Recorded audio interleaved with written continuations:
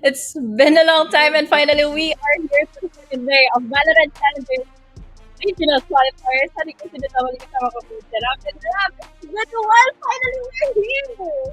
Oo nga yung last time cast tayo kasama, medyo mahaba pa yung buko. Pero ngayon, I really miss the crew. Parang narinig ko yung boses ni Vil in the background. Dami niyang sinabi na words of affirmation. Oo, Yes. yung...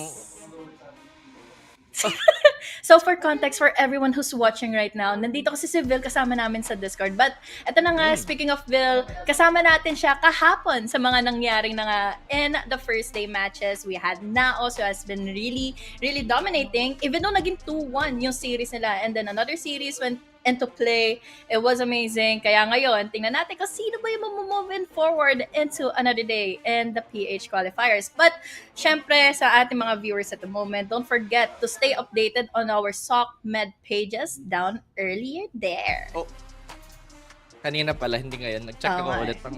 Basta nandun. Tsaka, well, it's been so long, Ichi, since you've mentioned those words. Yung sinabi mo lahat, yung mga brackets, yung previous day performances, nakakamiss talaga, no? If you really think about it, how long has it been since VCT PH tayo ulit? Diba, PH? It's been a long time. Parang isang buong taon tayong walang VCT PH broadcast. Isa lang ba? Parang hindi na. Hindi na ako sure eh. Wala na. Iisipin Pero- mo yung... Ano yung pero sa'yo? Oo, ito yung pero sa akin. Even though na ang tagal nating nawala, ang tagal nating bumalik for VCT PH, we see the OG teams coming back right up. Lalo na yung mga teams na naglaro nga. Yesterday, we have AIM, we have PH Rejects, and then yung mga matches natin for today, which will be Sipto and Amenity. Oasis is also here. Tapos, yung QT Academy pa. So, one of the, underdog teams nga itong si QT Academy. We'll see kung ano yung magiging performance nila later sa match 2. So, para sa akin yun yung pinaka-exciting sa bagong split natin eh. Ang daming teams na unfamiliar names. I think may important bits of information na binigay si Vil kanina sa ating backstage shot na we do have representatives from the collegiate scene, which is great. Tsaka we can gauge how good the collegiate scene has become kasi dati meron talagang gap yung quote-unquote official play with collegiate play. Kaya ang magiging problem lang dito kung paano nila ibibigay yung performance nila against Sifto. Kasi Sifto, relatively familiar players. We've seen them back and forth in every tournament there's been here in Valorant. Kaya ngayon, super excited kung ano yung magiging performance nila all throughout dahil magbabalik in the PH scene sina Ja, sina Eman, sina Hot Sauce. Later on, Wow. i-discuss natin yan in just a bit. Pero, while we're at it is really good to see these names back. I mean, isipin mo, AMTY ka, it's kind of like your first visit to the official circuit. Tapos yung kalaban mo is probably one of the most decorated teams in the entire league. Tingin ko actually yung Zipto, and ayoko i-jinx naman, pero they might be one of the favorites to win it all. I'm saying it as early as now. Definitely. Lalo na't nagbabalik nga dito si Nadja, Hot Sauce, Eman, Assist, and si Dre. Super excited sa anong magiging performance or kung ano ang kaya na namang ibuga nito nila Ja, lalo na sina Hot Sauce kapag sila yung magkakasama dahil definitely, nung mga nakaraan na broadcast sila or yung mga naging tournaments silang sinalihan, they've been dominating even though na medyo naglalak in some sense, pero dito, for sure, magbabalik sila. Grabe yung journey sa mga Zip2 players natin eh. Si Hot Sauce, isipin mo, nag-retire dati, tapos bumalik as a coach, Bumalik then din. bumalik as a player. Tapos si Ja, at this point, may experience na from Pacific. Pero yun nga, on the opposite end, we have AMTY 2.0 with Colt, Bardi, Nebu, Ghost, and Presner. Now guys, if hindi pa kayo familiar sa mga names, it's completely understandable, especially for long-time viewers, because these are, I guess, so to speak, yung new kids on the block. Definitely. And isa naman din sa mga na-note ko before or earlier when I was reviewing Amenity Esports, Amenity 2.0 is that they're one of the teams na nakapanalo against Sankara. And Sankara, sino ba yung mga players nila? They had Rabbit, they have other OG players as well. So this can definitely one kind of a show na pwedeng ipanood sa atin ngayon nila Amenity and Sipto.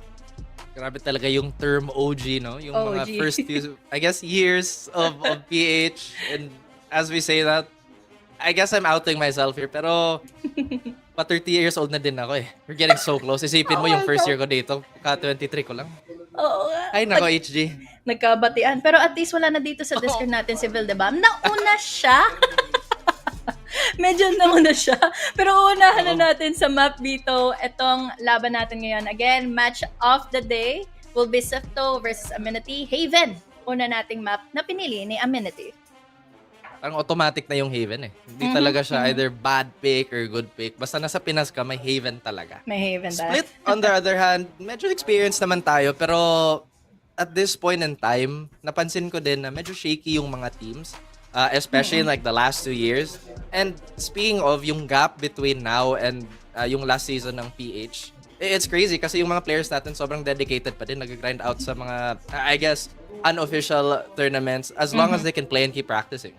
Yan, lumabas na ang mga predictions natin, Ralph. We're still holding into the side of Sifto, pero I do feel like na hindi lang siya magiging close of a match etong araw na ito. There will be sometimes na papatunayan sa atin ng Amenity 2.0 kung ano ba ang kakayanin nila laban sa Sifto dahil nga, natalo nila last time sina Rabbit sa open qualifier sila eh. That's true. At least naman, we know with the age of this play group, or at least this team, is that hindi naman sila matakot mag-experiment. Kasi ganun talaga, di ba? Especially when you come in with the surprise factor. If you really go back to, I guess, one of the bigger leagues, see, we had Bass Babe and the crew on, how am I? Z11? Oh no, my stuffed animals, they escaped me. Pero yun nga, when you are the newer team, you have every single advantage, lalo na sa info. Pero, yun nga, Zipto, I predicted Zipto. Like, what else am I supposed to say? Totoo. Kasi wala pa tayong idea kung anong pwedeng maging performance ni Amenity 2.0. Pero here we are to the agent selection going into Haven. Sifto on the attacking side. I'm loving this already dahil nga meron kaagad silang double controller setup and also the entry fragger which is the Neon. Nakita talaga natin yung more seasoned playstyle ng Zipto. They're going for more control, baka more measured play. And I would say na mas maglilin sila sa, I guess, mabagal na pace. Meanwhile, Amity, double duelist, jetpack, Neon. So there's gonna be a lot of jumping. There's gonna be a lot of space that's being taken. Pero yun nga, can they rattle Zipto?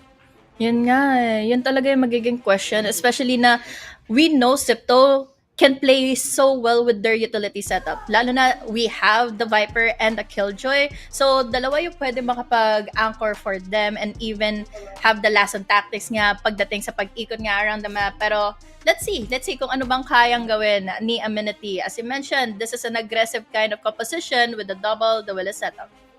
Yun nga, sana hindi maging predictable yung Amity kasi gusto nila nga fast hits, aggression, maybe a strong lead. Kaso, they are on considerably the weaker side on Haven. Alam naman natin na medyo attacker-sided talaga tong map na to.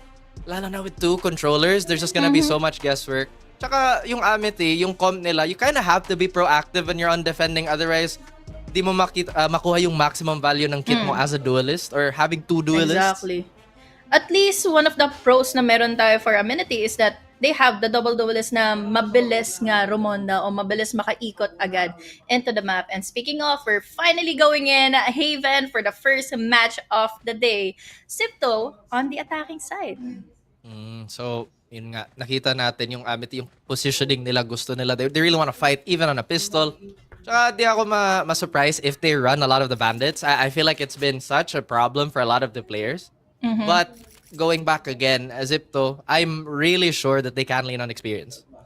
Definitely. Lalo na't ngayon, hindi naman din usual or it's been always unusual to see na merong nagkakaroon ng split pushes going into window and then someone trying to get some kind of attention in silong. Pero hindi naman kumakagat nun basta-basta ang player setter from the defending side. Oof. Oh no. Si Ghost na timingan ni Ja. And again, look at the patience. Ja didn't really have info pero he's just waiting and lining it up. And now, once again, Zipto, parang napilit na sila to work with the 4v5. Definitely. Parang feeling ko nga na bait out lang sila to push him in. Pero Bardi goes in for an early kill. Look at the defense coming in from Nebu. Dalawa ka agad na nawawala ngayon for Zipto. And unfortunately, hindi pa sila nakapasok na sila ngayon ng site, but the spike is already here. Ang kaso nga lang, alanganin na yung mga HP ng dalawang natitira for Zipto. Yun nga eh. Zipto, they do have a bit of, I guess, an HP disadvantage here. Literal 1 HP yung dalawang players dito. Oof. Nahanap naman si Eman. So now we only really have the Hot Sauce who is frontlining for everybody. Nako, expected pa kung saan magagaling ngayon si Ja, and that's gonna be it. A good early round for the players of Amenity. Lalo na hindi masyadong malaki yung naging casualty on their side. I guess in-expect naman natin na malakas magsa-start yung Amity. Yung question na lang talaga is if they can keep it up for the map or honestly, sa point na to, yung series mismo. Kasi yun nga, Zipto, a lot of playbooks, and if I remember correctly, parang 3 out of the 5 players have been IGLs, so they're not gonna run out of ideas. Big problem lang here for Sipto is akala ko kanina gagana yung pang-debate.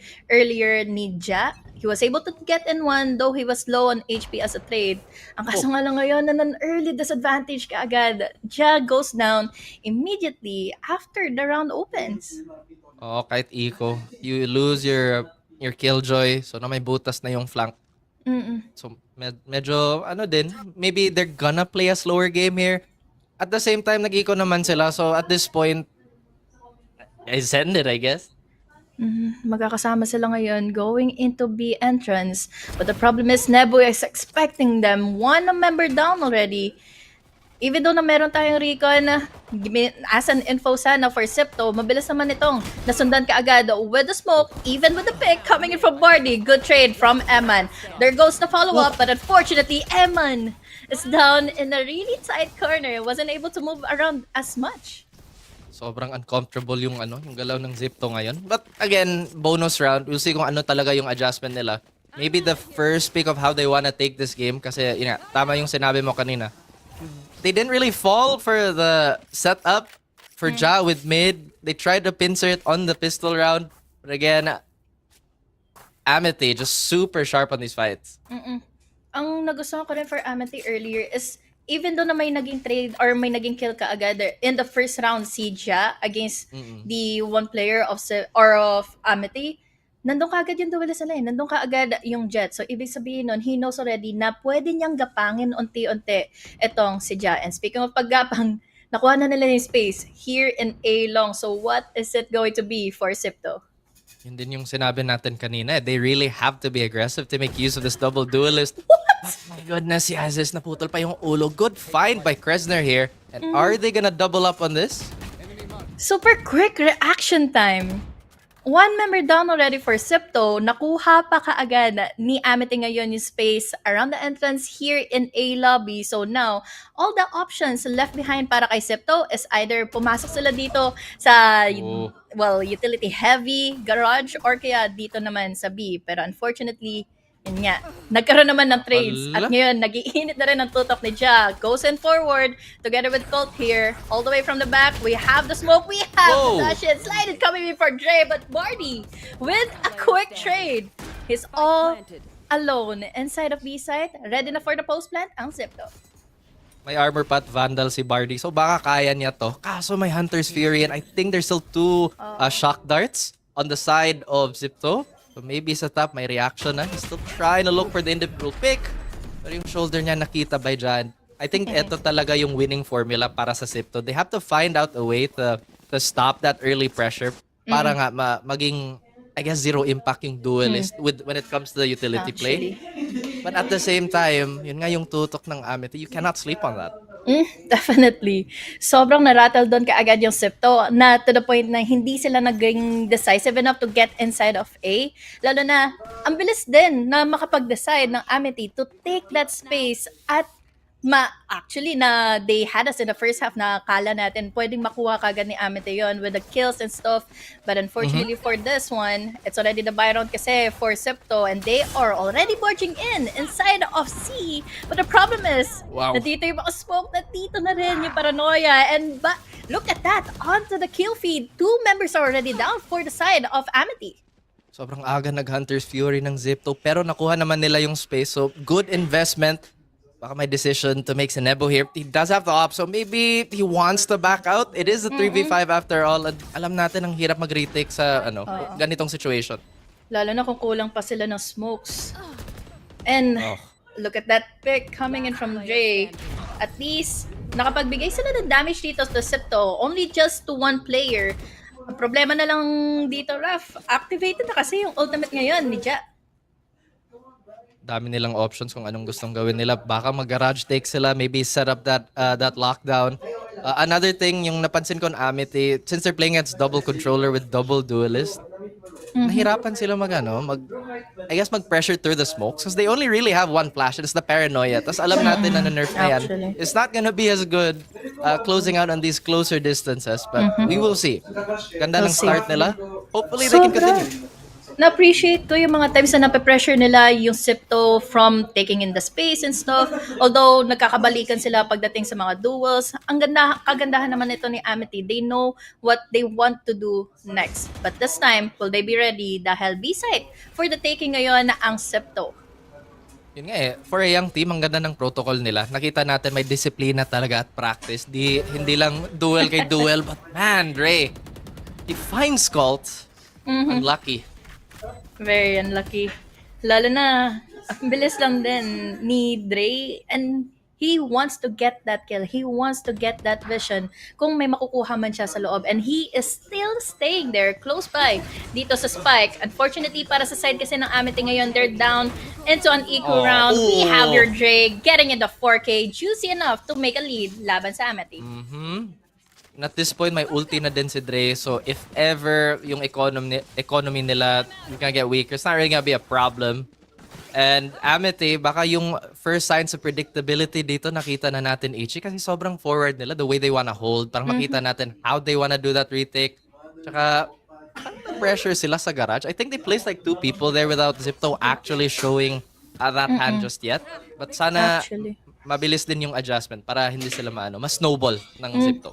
Kung tutuusin, parang ilang rounds na rin na babasa ng Sipto kung paano ba magkumuha na ng space itong Amity, kung paano ba sila earlier on mag-push. But this time, hindi nila tatantanan yung B-side. We see here Dre already inside of the site, even though na mahuhuli siya ni Colt, he still wins that duel, going in with a double kill even. And now, finally, down to just 3 players of Amity. 5 pa yung kalaban nila.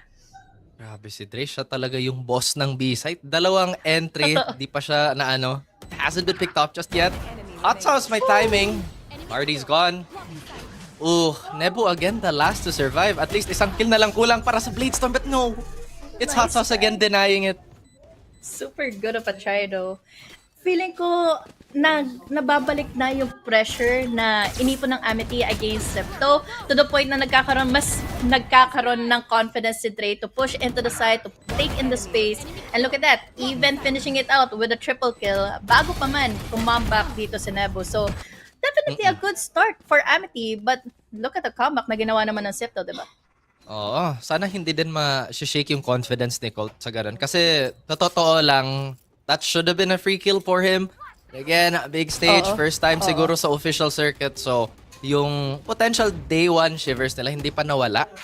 And Zipto, syempre, alam nila na, okay, this is a newer team. Baka pwede nating, quote-unquote, i-cheese. You know what we always say, di ba? Parang warm-up nila yung game number 1 eh. Aw, yun pala. Okay. Alam mo? Hindi. Hindi ko din. Hindi ba? Hindi. Malay natin later on in the next few rounds or in the second half, lalo na on the defense kasi itong setup pa mismo, or rather on the offense pala rather, yung kanilang composition to try and win out Haven. But this time with the patient play naman na ginagawa ngayon ng Septo, it's just leaving Amity na nag-overthink tuloy. Saan na nga ba ngayon papunta ang player sa Septo? Kasi wala nang nakikita ngayon yung Neon all the way from C. Baka matimingan pa nga si Kresner dito sa contact play. Pero tama yung sinabi mo, baka nag-overthink din yung Amity kasi ang konti nilang passive info gather. If you really think about it, Sova has to burn his dart. Tapos alam naman natin that cooldown is like a minute now. Pero yung hit ng Zipto, looks like it's not gonna get stopped. Ang layo kasi nila eh. Binigay nila yung site exactly as it is for the side of Amity. Magiging problem na ngayon, paano sila makakapag-retake with just the eco guns that they have? We have the Bladestorm on Nevu, but early on, makikita natin Hot Sauce going in for the kill. That is a Sova. Nakakailangan mo sana yung Rico niya for an info. Woo!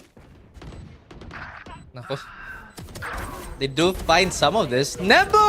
Nebu! Kaso na stun! How? Paano pa naisip ni Drea na maglabas ng concuss against Nebu, who just went inside of the site? This was a good start of a retake para kay Ghost. Na-overwhelm niya yung tao all the way from sewers, but Nebu had a really great performance, although super timing on the concuss. Actually, yung nagusto ko talaga sa round na yun, nakita natin yung positioning ni Eman, di ba nasa short siya? Nakita niya na shotgun si Ja. Tapos wala, hindi siya tumingin ng short, hindi siya nagpapanik. They're still coordinating, trying to find that early timing on the jump out. And again, a little bit of damage, the concuss did find Nebo, at least they got two. Pero yun nga, yung Zipto, they're looking unstoppable right now, Ichi. Sobra. Lalo na't nandito na kaagad sila sa sewers. Hindi sila takot na marinig ngayon ng players coming in from Amenity dahil nga they have the lockdown. They can just force the players of Amenity to back away. And they're giving away the site freely again to Zipto. But syempre, nang hindi pwedeng walang mapapatay si Nebu. Nebu goes in for the kill. But another strong of a frag entry coming in from Dre. Grabe si Dre, max value out of everything. Mukhang hindi ma-deny ng Amity yung post plan ng Zipto, pero alam ba nila may flank dito, HG? They even have the ultimate coming in from Viper.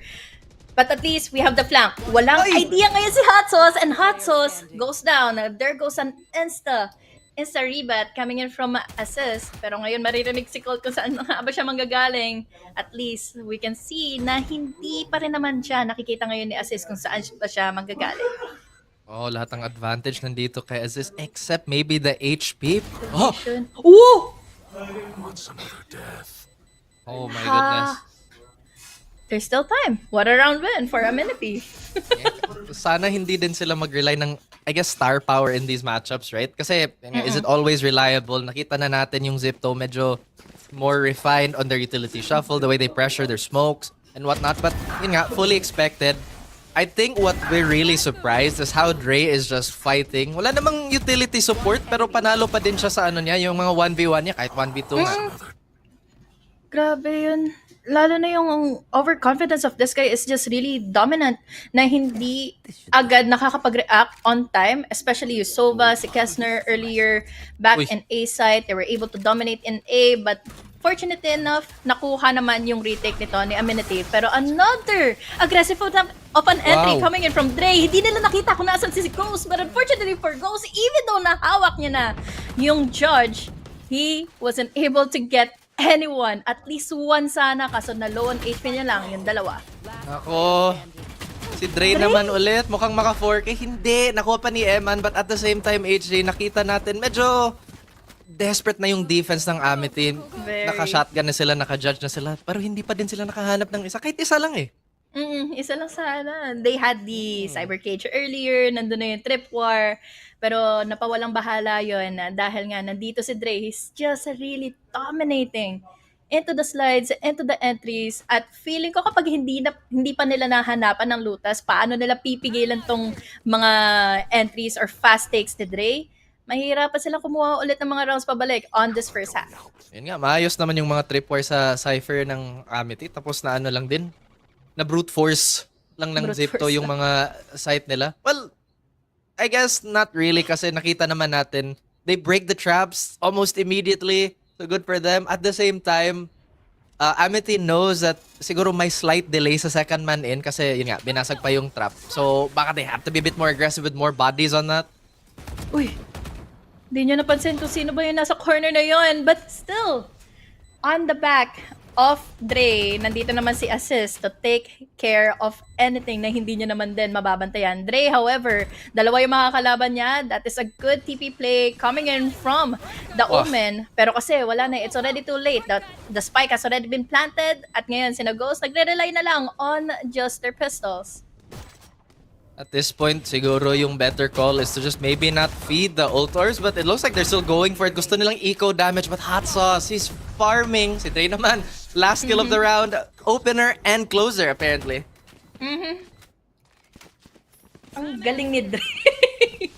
Oo nga, parang, ano yung analysis natin sa map 1? Magaling si Dre, parang, ang galing how do you ni stop Dre. this guy? Imagine a Neon who's just parang typical Neon things. Is just going in, sliding in, mababalagbag niya yung mga nag-hold into the site, and unfortunately, hindi nila matutukan, hindi nila mahanapan ng butas. Even though na parang may one-on-one duel na sila ni Colt earlier, mas nararattle pa rin si Colt to get a hold or to get in that kill laban dito kay Dre. Oh, I think this is a pretty decent timeout from AMTY, pero siguro it could have come sooner. Kasi nakita na natin yung mga sets nila on defense. It did kind of break down naman HG. Nakita ga natin yung mga rotate nila. They still keep dying on those transitional plays. And Zipto, again, just have that experience to know if nagpapanik na yung kalaban o hindi. Mm-mm. They really had us in the first few rounds, no? Ang ganda na ng sana ng take HG ng kasi. space eh. Ni Amenity. Ako na naman. Oh. Oh wait, ano ba yung prediction mo? Safe to din, di ba? Oo, Sipto. Sige, okay lang pala. Well, let's see kung magpapatuloy ba ito. Look at this. Look at the KDA already gathered by Dre. 19-6.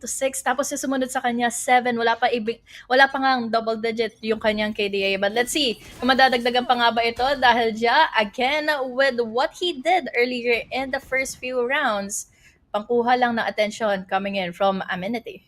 Aside from the early fights from AMTY, parang feeling sa Zipto, parang nakuha nila yung pre-space na lang. Kasi yun nga, yung mga swing ng AMTY saan yung flash or at least paranoia to layer it with. But the double controller is just getting so much out of this. Tingnan mo si Nebo, he wanted to fight but no, he had to back out. Mm-hmm. Ew! Oh, what? Oh my god, with the cyber cage play going in for the potential ace Barney, and he will gather it. What a 5K from this guy just holding, anchoring in Seaside. Post timeout buff. What an ace by Bardi. At least nakita natin yung confidence nila. Hindi talaga nagkulang. Ilan ba yan? 2 one-tap? And again, just him fighting in every single piece of utility sa cyber cage. And even ADSing. It's a good sign. Good sign for a comeback dahil ang best round na pwede nilang makuha ngayon in the first half will be 7-5. So one more round for Amity, and let's see kung ano bang magiging bawi nila. Lalo na at may ultimate na naman na available dito for Dre, and he is just getting in there. Getting in the space. Wala na nga nagde-defend na mismo ng B-side. Well, at least yung Amity naman, I think they're, yun nga, sabi mo, wala nang nag-hold ng site. Maybe they're really pulling it onto the post plant. Pero if we're looking at the statistics, they're not really winning it up until Cresler's going crazy. Holding into window.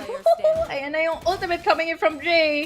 Unfortunately, it's just Nebu left behind, and that's gonna be it. Another dominant play coming in from Sipto.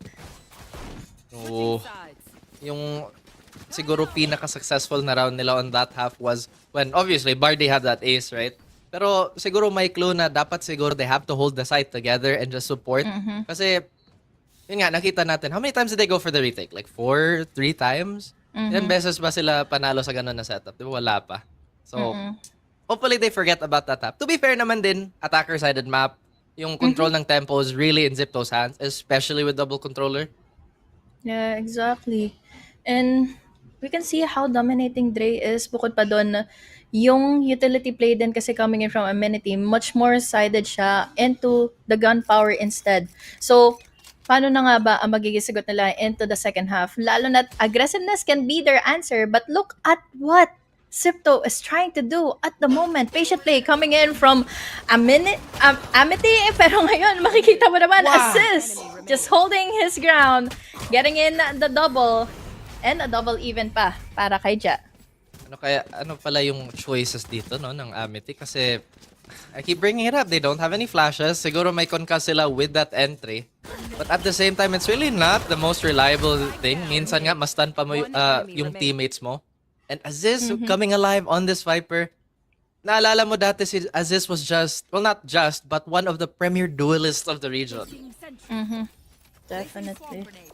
Yung mga holds niya, yung mga setup niya, he's just really owning Seaside. Lalo na dadagdagan mo pa ng utility coming in from assist. Let's see kung ano bang hold ang gagawin nila. At wala naman din, eco pa at the moment ang Amity. Ang nahirapan din yung backline ng Amity dito.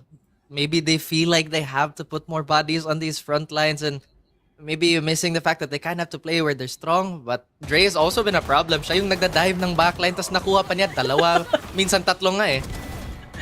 Wala kami Ay. nakita hot sauce, pero nakita natin yung double Wala kill yun. na naman na ito.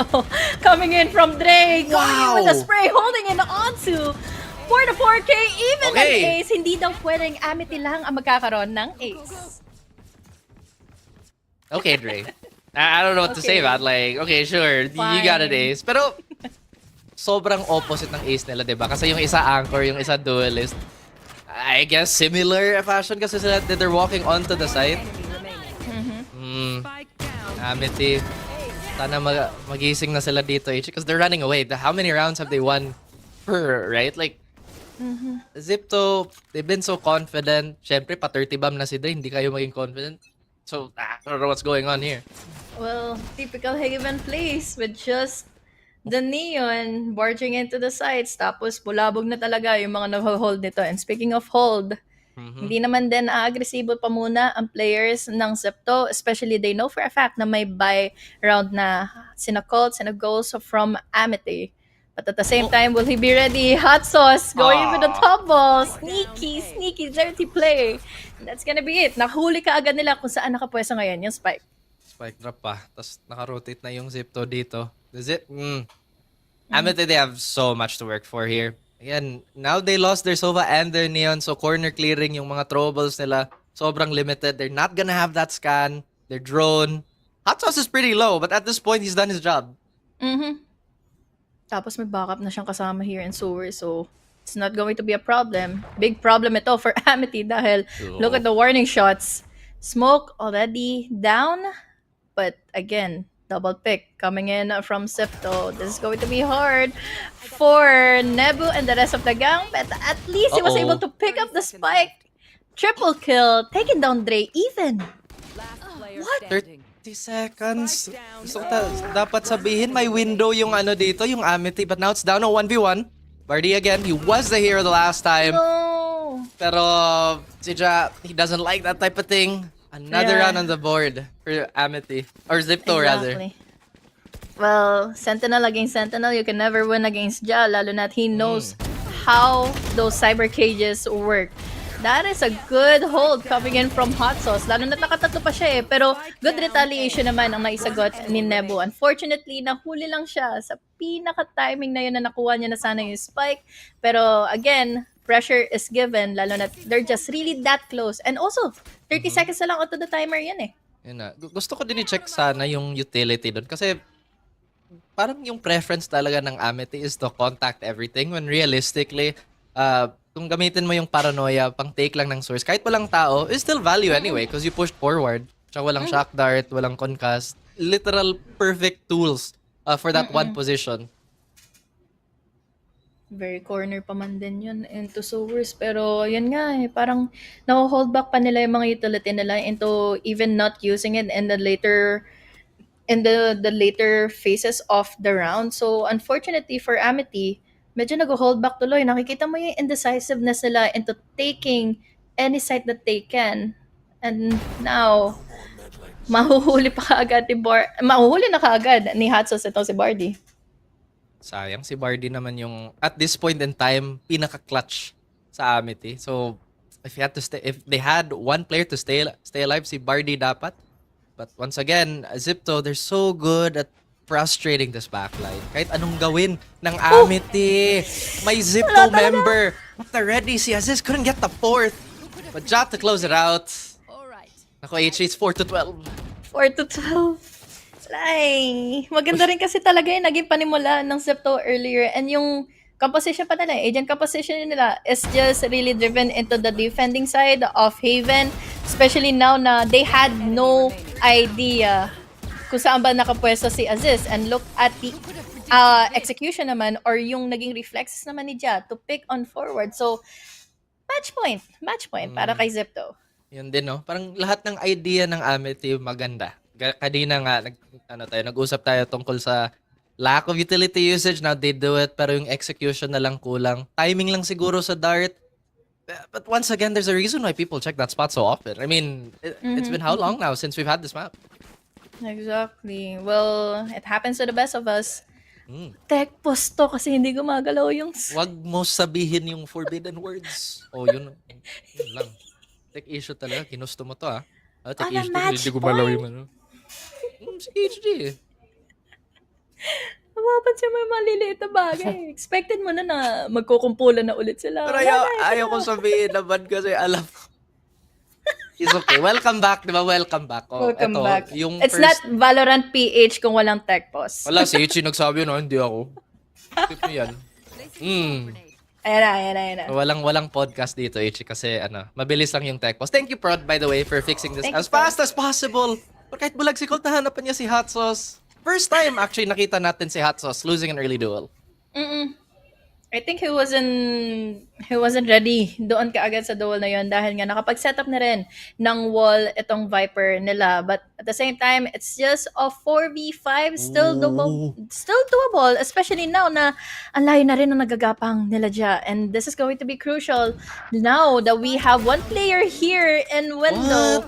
But looking back into what is currently happening in A side, that's back and forth scenarios. We're down to a 1v1 and that's gonna be it. Haven for the taking para sa side ng Septo Esports. Grabe yung activity sa Sipto on that defending side. Kahit kahit malaki yung lead nila, they still played really careful. Still with confidence to. Nakita mo nag-backpedal si Eman sa last duel, thinking Draw would finish the kill, but again, maximizing their window, they reswung, they got it. Quick map 1 for our veteran team. Maganda pa rin naman talaga. Sobrang commendable pa rin yung pinakita natin. Pinakita ng AMTY sa atin earlier in the first half. But unfortunately kasi nahanap at na-figure out agad ng Septo how they can just, dominate them back doon sa mga times na kumukuha sila kaagad ng mga space against Septo. Yeah. Pero yun nga, parang as expected, kahit yung scoreboard as expected. Sure, younger team, a lot quote-unquote braver and fresher than our veteran teams. Pero minsan, experience is really irreplaceable. And yung mga small details, sabi mo nga kanina, yung small details, yung timing sa utilities, sa mga swing, sino ba yung first to go in, and what type of utility to capitalize on.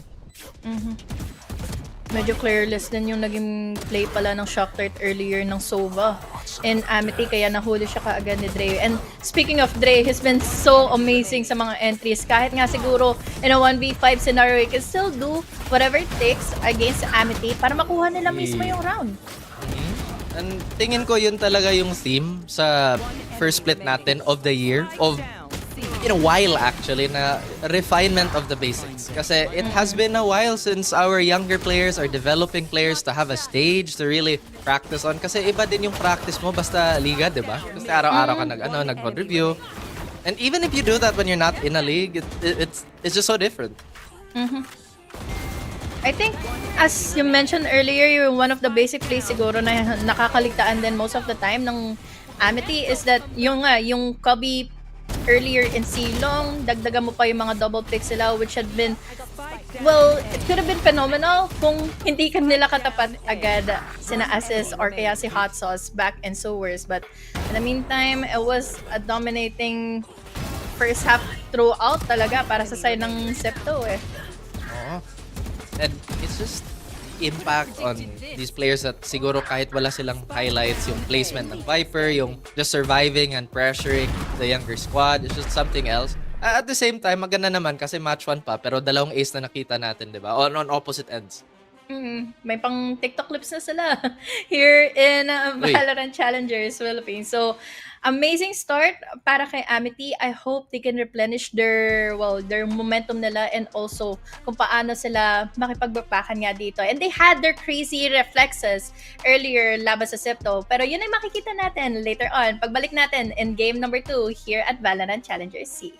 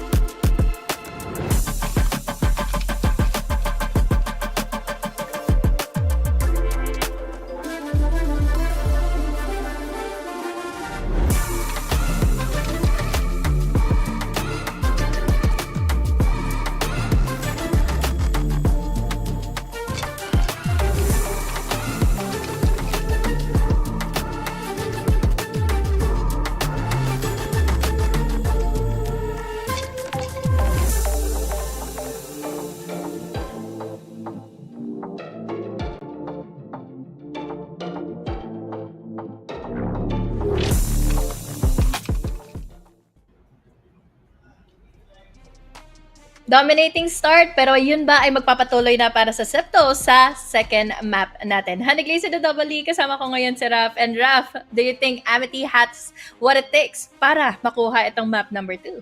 I mean, syempre, nandito sila nga. They've fought through so many teams already to get to this part of the tournament. Kahit dito pa lang, it's already been a lot for them. Kaya ba nila mag-comeback? Syempre naman. Pero para lang sa sake of my predictions, calm down. And on a more serious note din, they're younger, right? Kahit may experience sila with competition at a collegiate level, maybe it's just so different from the official circuit. Nakita nga natin, kahit yung basics, di ba? Parang iba talaga yung requirement dito. Yung timing with the flashes, with the utility, and just swinging together has just not been like all that present for them. Totoo. And nakita naman natin yung basic, some of the basic stuff na it was really dominating enough para sa AMTY na napawaw nga tayo. It was dominating enough para ma-overthink tayo na kakayanin ba talaga magkaroon ng comeback ng Septo from the early few rounds in the first half ng Haven. Pero let's see now here, it's a different story this time dahil split ang pinili ng Septo. Ooh, that's a really good map for them. Daming experience, not just from from PH, the Ascensions, from some of these players, from the Premier League, most specifically si Ja. So, if nahirapan yung AMTY kanina sa Haven na medyo, I guess, less strict of a map, mas technical kasi yung split so they really have to tighten everything up here. And, we look at the scoreboard, syempre yung statistically, yung Zipto talaga yung lamang dito. Kahit yung quote-unquote bot frag si Eman, malaki yung impact niya. Sa AMTY naman, sobrang obvious na hirapan yung backline nila to really get anything going. Kahit na mag-hold na sila in the defending side, nababalagbag sila palagi ni Dre. Especially na he just, decisive lang siya. Kumuha ng mga picks, kumuha ng mga angles. He knows what angle he needs to take care of.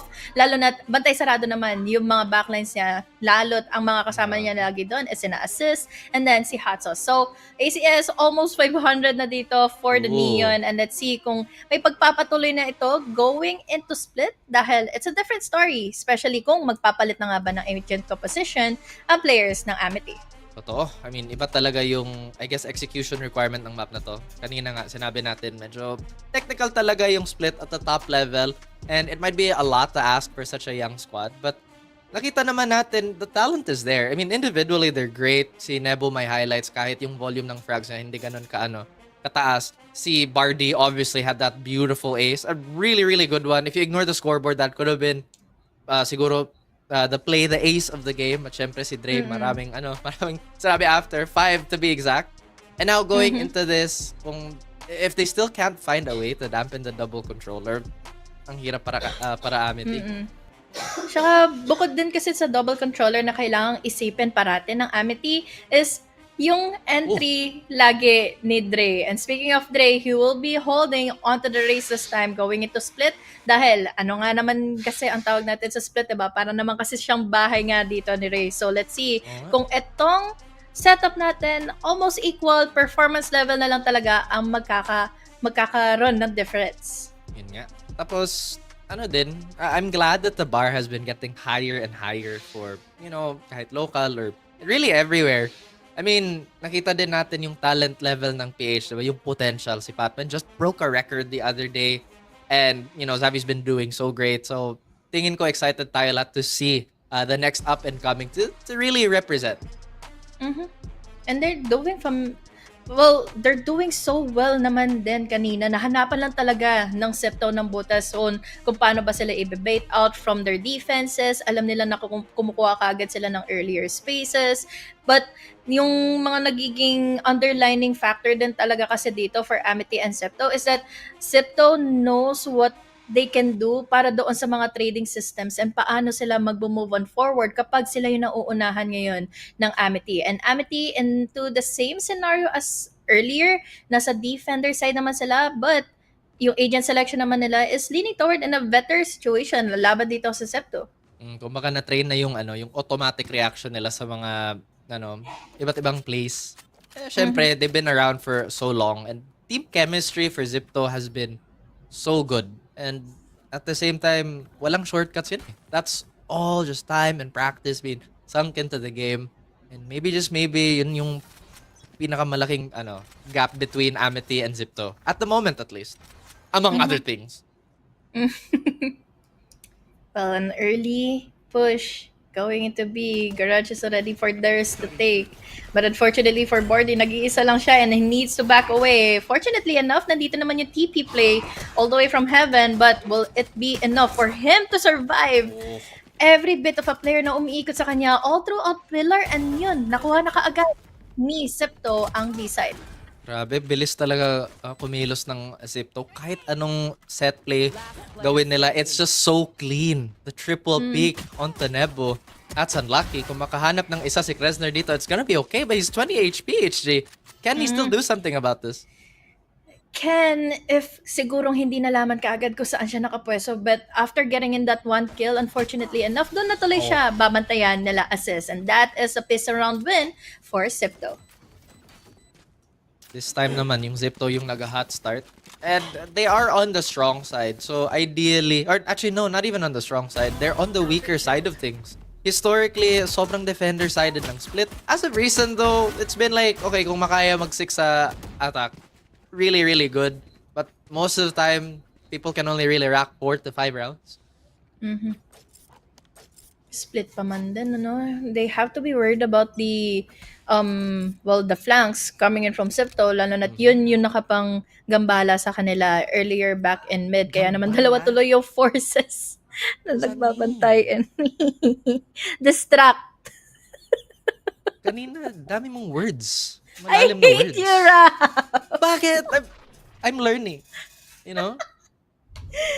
Parang yun yung mga malalalim na words na hindi naman dapat nang gamitin pero ginagamit ko pa rin. But Gamitin mo anyway. Dapat matuto ako. Parang AMTY versus Zipto, diba? They have to find out that the basics and just everything has to be 10 over 10 all the time to even compete at this level. Oh no, tama ba yung decision ngayon ni Nebu to force it Yes. out? And it is a yes, going in for the kill and insta back away. Wala naman din nagisagot dito kahit papaano yung Septo. Fortunately, hindi pa rin naman natutunton ng Septo kung saan at sino nga ba yung nandito ngayon sa vent. Yun yung mga small windows na dapat i-maximize ng AMTY na walang pwedeng mag-trade sa Zipto. But again, just trying to find that timing and tempo is hard enough. Plus, you're playing Yoru, who kahit ngayon is such a hard agent to play. Mas What? maganda kasi yung gun kanina ni Assist pero good enough para kay Bardy kumuha ng isa. But unfortunately, sumagot sa kanya is the Paranoia. 26 HP ang natitira. Quick reactions coming from Hot Sauce, gaining them the advantage of getting in to the site. But thankfully enough, para sa side dito ngayon ng AMTY, tatatlo na lang din ang natitira ngayon sa kalaban nila. Ghost though, baka may chance pa siya dito to maybe find an opening. Nasa open space naman yung Zipto. Pero si Ja, off-screen, gets his fellow controller. Si Crester naka-classic na lang. Nako. Smooth sailing for Zipto ah. Yeah. Kahit na they're buying time into their entries, ang mahirap kasi dito for AMTY, nagpo-force man sila ng attention back in mid earlier, pero parang naisahan sila ng Zipto doon, nakakuha man sila ng kill, pero isa pa rin sa mga site na kinuha nila is B site, doon pa rin nabuhos yung energy dito ng Zipto. So unfortunately for AMTY, kahit pa paano, they have their guns, pero they have the half armors na lang. What HG said. In Tagalog specifically. But yeah, again, on the serious note dito, siguro yung pinaka-fixable and pinaka-immediate na pwedeng magawa ng AMTY is to really call that pause earlier. Kanina nga, naka-snowball, nakapwesto ng maayos yung Zipto sa momentum. So, yung pause medyo late, good double up though by AMTY to at least find the duelist. Si Dre pa yun ha. Speaking of, madadagdagan pa ng isa dahil hindi nakakuha ng trade agad si Ja. Earlier on, we have, or rather, moving on forward, we have your Nebu. Natanggal niya naman sa mapa dito si Dre, pero Eman, tanging natitira dito sa mid.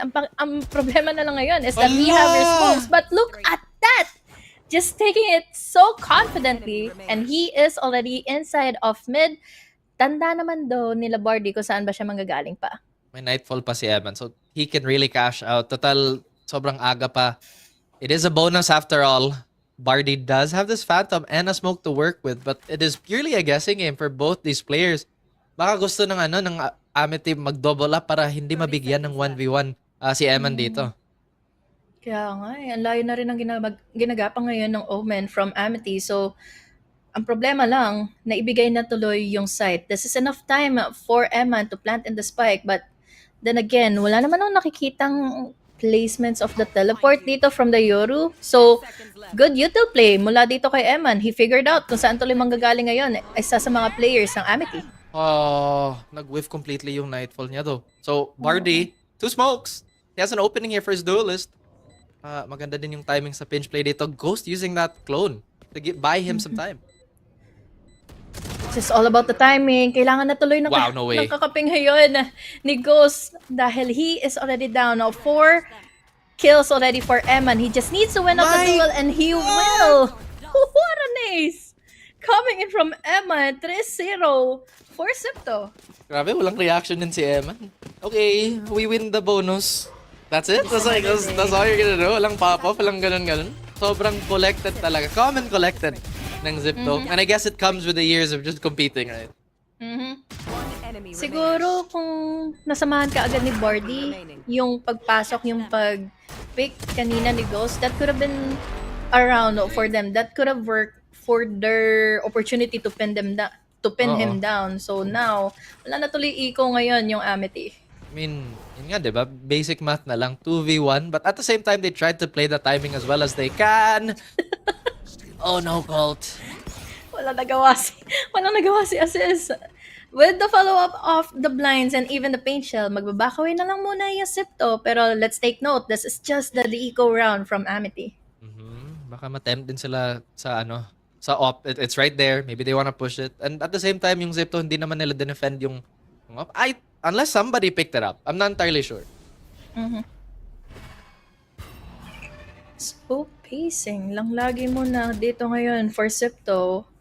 Lalo na't natuntan na naman nila kung saan magagaling si Bardy. And Bardy, he needs to get in 1 kill. But with that pick, unfortunately, madadagdagan pa ng isa. Dre goes in for another. So now, Hot Sauce just staying his ground. Mabantayan lang yung mga flanks. Dre still conquering in B site. And this is going in so smoothly for Zipto with just less of a casualty. Grabe yung timing ng Zipto din sa mid. Parang gusto para gumapang ni the Viper player basically to maybe position in the box to have a 50-50 but just not really allowing it to happen. And a 0-4 start on defense on split. Sana makabawi din yung Amity dito. Lalo na for this following round, Byron na rin naman na ito for them. And we're just waiting in for a couple of orbs para kay Nebu. Para at least kahit papaano kabahan man lang sa pag-enter rather ang Sipto. But at the same time kasi, paano nga ba makikitang kabado dito si Dre? Lalo na they know for a fact that they can win single duels. But this time, what? Through the smoke. Good find by Kresner here. Pero speaking of the ultimate orbs, isang kill na lang or orb kulang ni Dre para maka-showstopper. So if they allow the orb control early, baka mabawian pa yung Amity dito sa man advantage. But they're backpedaling. They really want to play the smart and slow. Finally, A-site naman ngayon ang tatahakin ng players ng Sipto. They're winning out the duels. 1 member already down for Amity. But at the same time, ito na nga ba talaga ang pupuntahan ng players of Sipto? Dahil look at this. Look at where they are at the moment. Maiipit na sa sandwich siya ngayon si Bardy. Thankfully enough para kay Dre na hindi naging ready kaagad si Bardy after that paranoia coming in from Hot Sauce. So now it's all just 1 player remaining. Ghost, however, picks against Ja. At si Ja pa talaga nakatapat niya with a 4K. Diyan naman, he is close to getting that Viper spit. So mukhang mahirapan talaga yung Amity sa post plant nila. And still, I wanted to talk about this fight. I wonder what, he felt it in the air. Parang, may tao dito. I just know it. But kahit sila yung naka-first pick, they couldn't capitalize on it. I think this is the second round that's happened for Amity na sila yung opener. Sobrang aga ng opener. Pero kahit obvious na yung man advantage nila, they keep moving on the defense. They keep shifting around. Baka kasi wala din silang sentinel, so di sila comfortable sa sa lack of info. Definitely. At yun nga yung reason kung bakit parang naibibigay na nilang Aray. kaagad yung mga ganong klaseng scenario. And speaking of, ang laki ng damage sa kanya. 20 HP na lang halos yung natira for that Yoro player. Tapos wala nang teleport. So, essentially, Wala, oo. everything has to be manually done. Di pa pinap ng yung showstopper ni Dre. And they even get the A site for free here. Amity, what can they do? Yung post plant talaga nila, yung retake nila, HG, hindi successful sa Haven. Hopefully, maiba din dito sa split. Paano na nga ba ang pag-retake nila, especially now, magkasama na lang tatahakan ngayon si Ja, and thankfully enough, mas maganda kasi yung barrel dito ni Ja, but unfortunately, he wasn't able to Wow. win out the duel, pero kuha pa rin naman ngayon ni Kresner.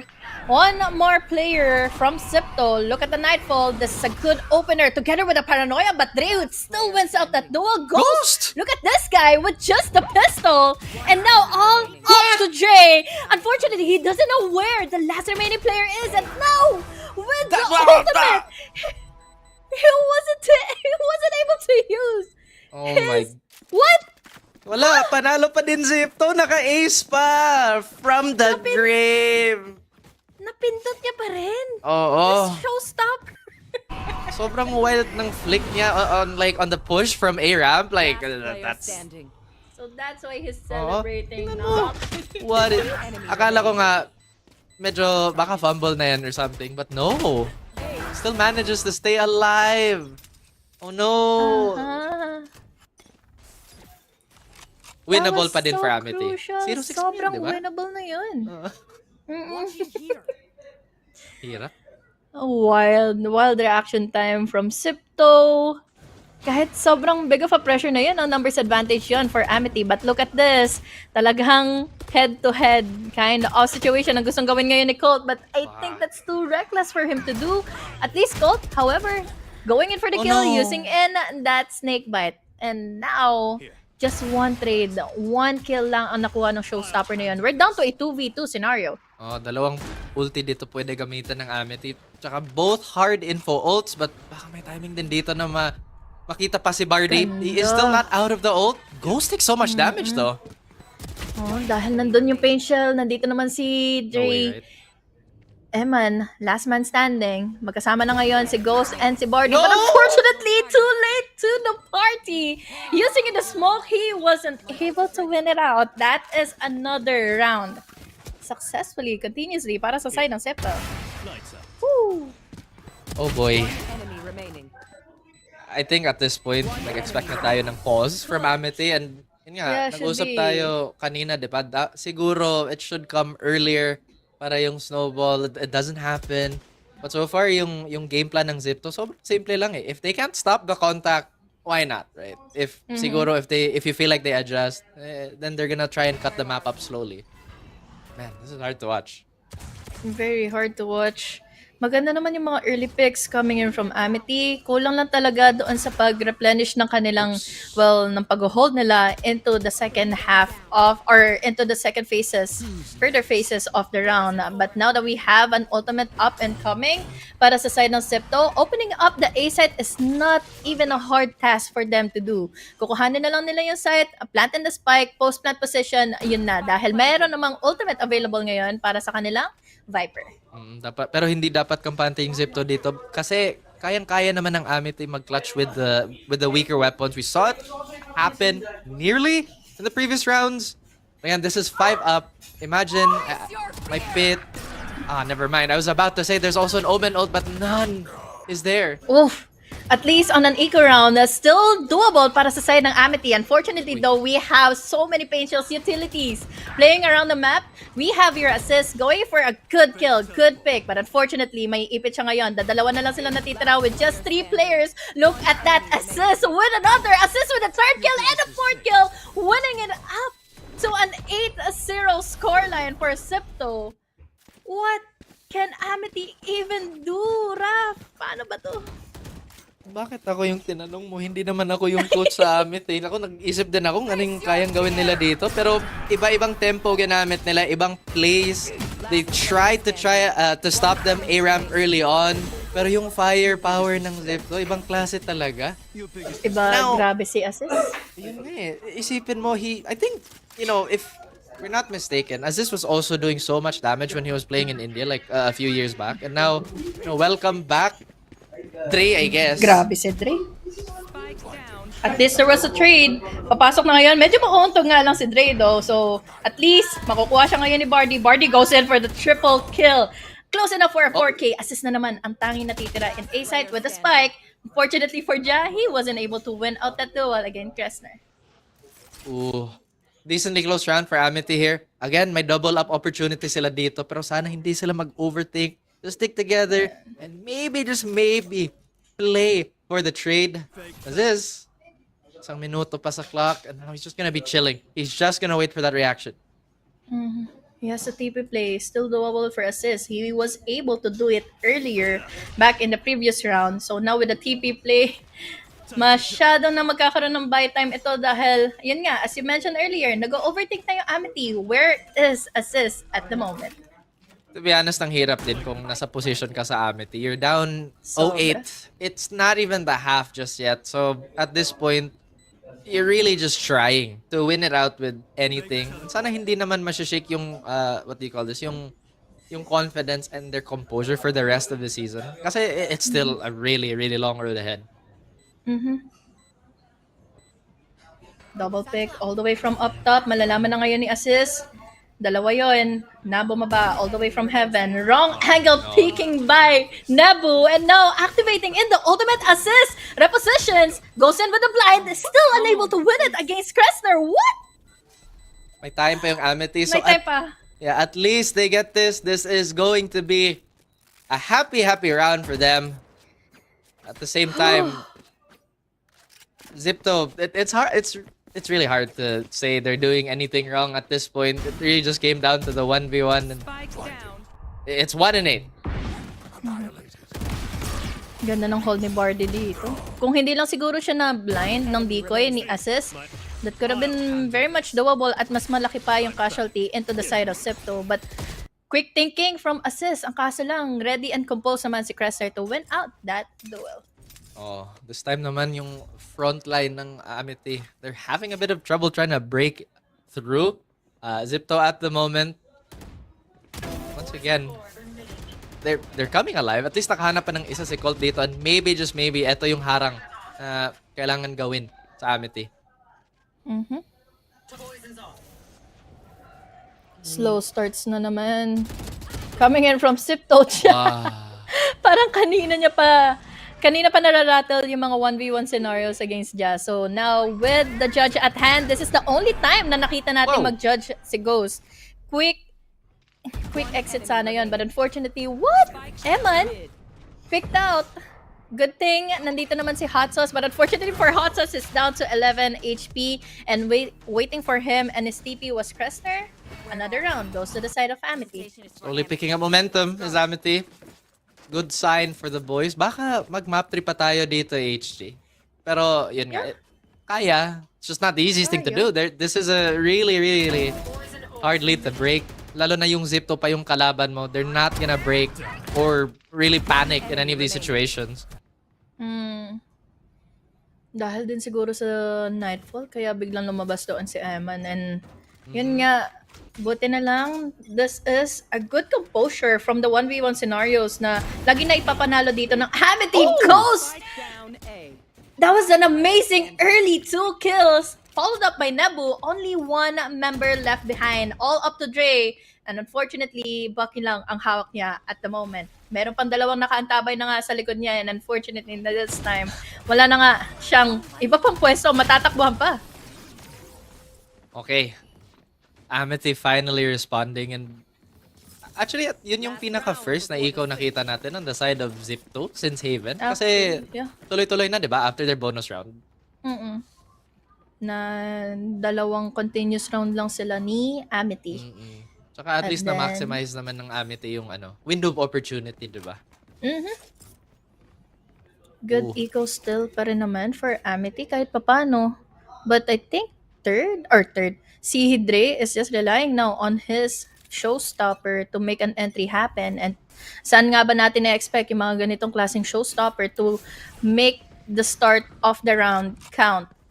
However, with a slow play, parang mas gugustuhin ngayon ni Septo na kumuha muna ng attention here in mid. Actually, so nakapwesto lang sila outside lobby and now expect din sila sa early aggression. Do they know though it's a potential double swing soon? Pero mukhang nakuha pa yung trade ni Hot Sauce dito. And Colt, he's backing up. They know they have the space here. But look at Zipto. Gusto nila i-force yung A dito. Should be. Dahil si Kressner na lang naman ang tanging natitira ngayon. He knows that there's a TP here from the Yoru. Hinihintay niya na lang yung moment of action here from Septo. It's a 4v4 scenario. We still have an ultimate available from the Yoru, from Ghost. But sayang lang kay Bardy dahil natuntun. Nalaman kagad ni Jack kung saan ba siya nakapwesto.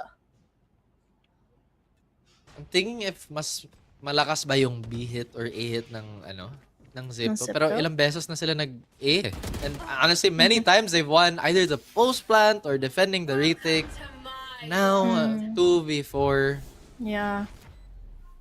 Good space to for the Viper's Pit. Coming in from Ja, but now, puparsa pa rin nila Ghost. We have an ultimate just to make sure that they have enough info. But, well, the other player from... Mini siya Colt with a first kill. Tatlo na lang ang tanging natitira. First pick coming in from A lobby, but it wasn't enough. Hot Sauce for the trade, for the reflexes. 9-3 is the score as we finish first half. As we've said, maganda yung idea ng AMTY na gamitin yung Yoru ult para lang makamark kung saan yung Viper. Pero I don't think they expected it to run out as quickly as it did. Syempre naka-reply kill naman si Colt after. But it is 3-9. At this point, yung AMTY, they really have to win the pistol. Kailangan lang siguro nilang ma-figure out which utility ang nakalatag dito for the anchors of Septo. Other than that is paano nila kaagad i-overwhelm si Dre, especially now na mag-isa lang siya inside of B-side. But we can see and we can say from the previous rounds, from the previous map dito sa series nila is kakayanin talaga ni Dre to go in and at least multiple players here from AMTY. Oh, pero parang nag-cooldown na si Dre. I think ilang rounds na wala siyang nahanap na either entry or even like a cut from the rotation. At the same time, opening kill na naman for AMTY. Maybe they can get that momentum like they did sa Haven. Pero sana they can follow through with it. Ito siguro yung isa sa mga nakikita kong kulang from AMTY is that after going in for the pick, after getting in the info, insta-back away. Yun ang ginawa ngayon ni Hot Sauce. Regroup lang muna siya together with Dre, and now utility comes into play. We have the paranoia, we have even the pushes. But now, nagdadalawang isip patuloy yung AMTY. Pero narinig na sila ni Dre dito, so they have hard info. And he still gets the swing onto Nebo, so wala nang duelist yung Zipto dito, tsaka wala na silang man advantage na pwedeng gamitin. Dre still has that boombot also to delay this push. Ghost going for the kill. Unfortunately for Dre, he wasn't able to stand tall into his position. At ito na yung sinabi mo kanina, Raf. Nakuha na nila yung pistol round. Sinabi ko pala yun. Nakalimutan ko na right.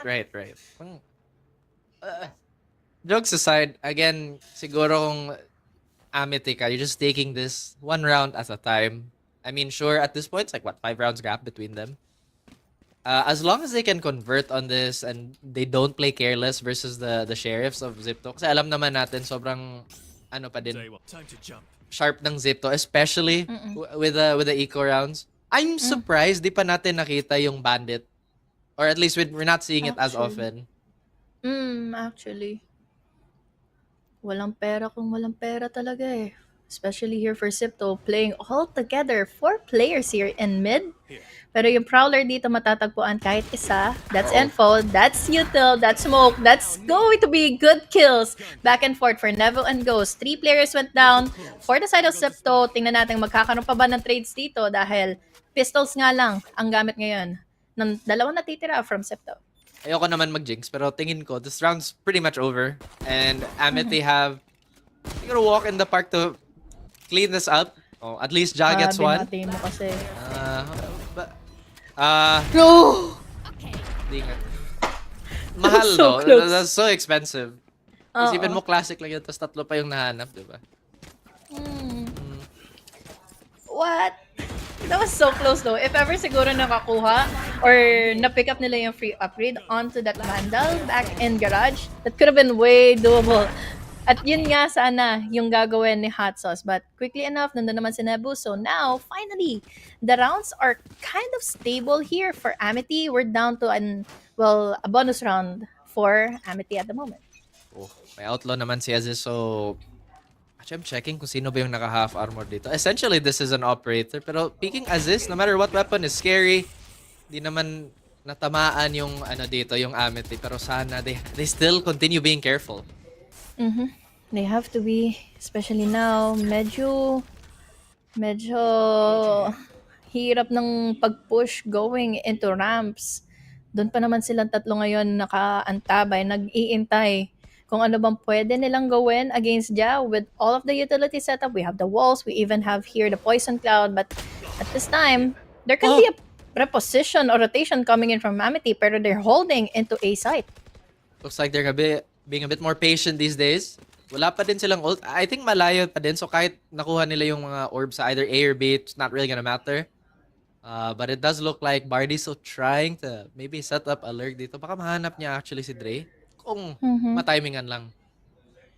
Asahan natin na utility dapat una. Yung manggagaling para kay Amity na makapasok or ma-clear out nila etong side na to. At yun na nga mismo, makakagat ng Prowler. Dre will be backing away together with the pain shells. Medyo makatiyan kung sasaluhin niya man lang. Wow. But let's see kung makakaligtas ba ngayon si Dre dahil he will be getting in that kills. At least 2 before they make an entry happen for Amity. Last player remaining dahil ngayon si Ja. Very much reflexive on getting in those picks.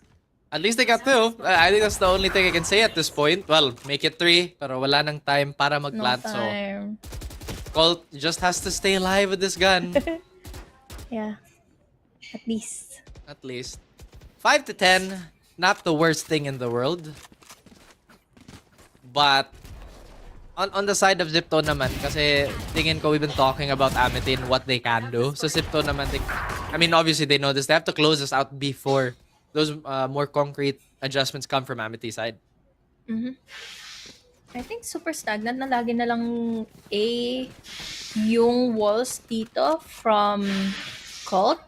Could have been used for another position or another site here in Split, pero it's been always all the time na ito yung nakikita ng Septo. So basically parang alam nila kahit papano kung ano ba yung mga plan Bs later on forward ng Amity.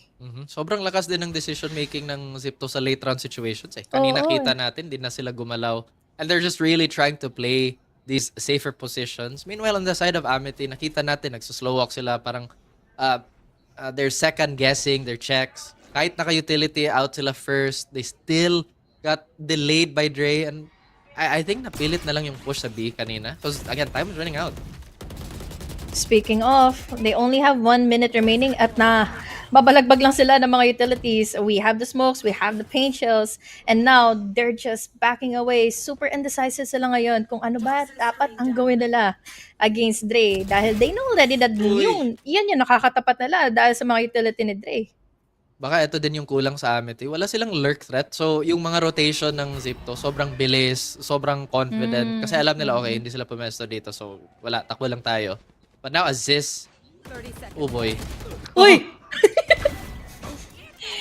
That doesn't always happen, pero ito naman ngayon si Dre to finish things out.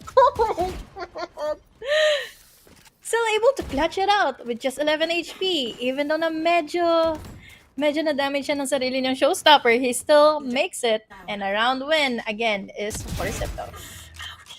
Baka kailangan na mag-force ng Amity dito kasi it's 5 and 11. Unless gusto nila mag-overtime or they're confident enough to play for that overtime. But again, so close to taking that one. And it is a force. Colt lang yung may assault rifle dito, yung main gun. And kahit may slow period si Drake kanina, he's really picked it up. He's now once again doing his thing. And it's pushing Zipto to win.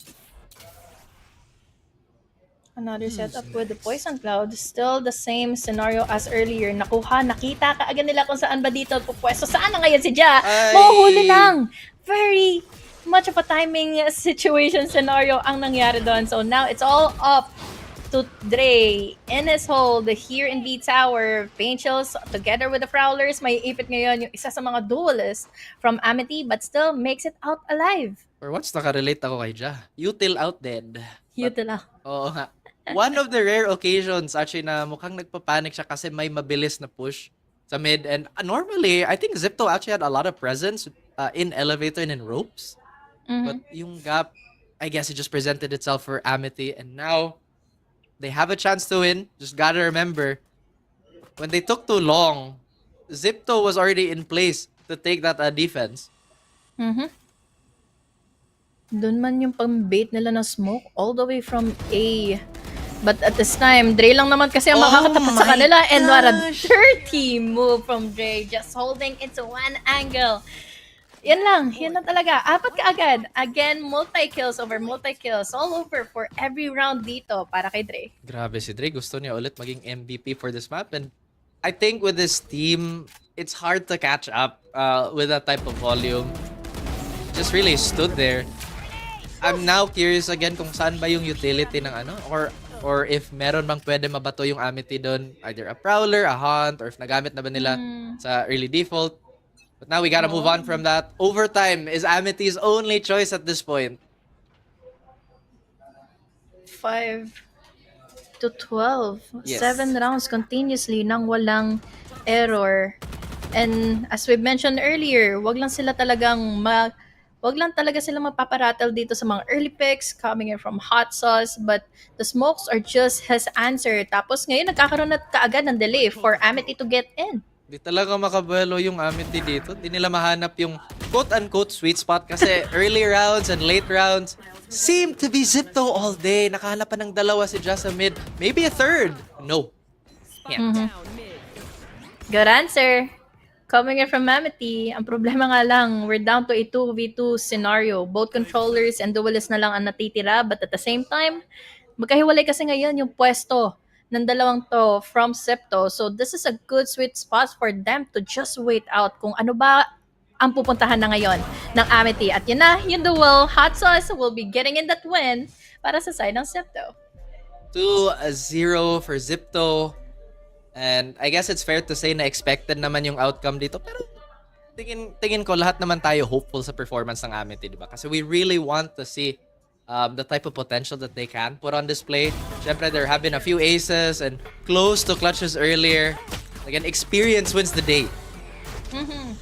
Definitely. And this is a good definite start dahil nakikita mo naman yung struggle and yung mga pinch out scenarios ng AMTY na they can still win out duels against these veteran players. Ang problema lang din talaga is yung you mentioned earlier yung later phase na adjustments coming in from Septo, yung nagmamatter talaga to win out multiple rounds na magkakasunod laban dito kina Bardy. I mean, tingin ko nga factor talaga na tatlong potential IGL sa roster ng Zipto dito. At the same time, di naman natin nakita nag-overthink sila. They really tried to play the most efficient and simple plan just to win out those rounds consistently. Kasi, di ba, nakita natin yung execute ng Zipto. It's nothing like super crazy, right? It's like, okay, it's just super clean. Ooh, like that. Lalo na itong round na to, it was crazy enough for me to think na kala ko that could have been a round already for Ghost after killing off si Dre, but unfortunately na-activate pala yung showstopper niya. And yun na nga, as we mentioned earlier, yung holds coming in from Ja, Eman, and also yung potential lurk, yung threats na naibibigay ng mga lurkers from Septo. One of the reasons why hindi nagiging komportable into repositioning or even have the rotation coming on forward para sa AMTY. And this was one of the amazing rounds na binigay sa atin ni Bardy. And on that note din, I mean, isipin mo, ilang round na sayang kasi nakaapat si Aziz, nakaapat si insert Zipto player dito. Not that one though.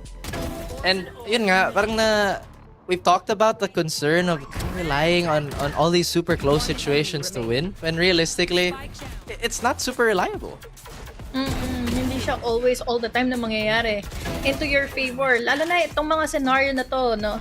Na may numbers man yung Sipto, but still can be worked around talaga if repositioning or anticipation comes into play para kay AMTY, but at the same time, may mga times kasi talaga na naiisahan sila ng Sipto on their positioning, on their rotation, and even yung times na kahit mga utilities lang nila yung maglalaro for them eh.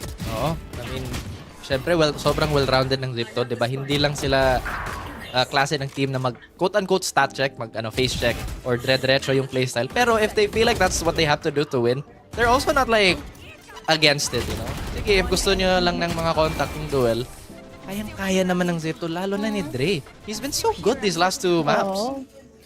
Ang pinaka-commendable for me is that the times that they can reset their aim, kahit na ilan sa mga nagpipick sa kanila dito from AMTY has a good opportunity to take them down.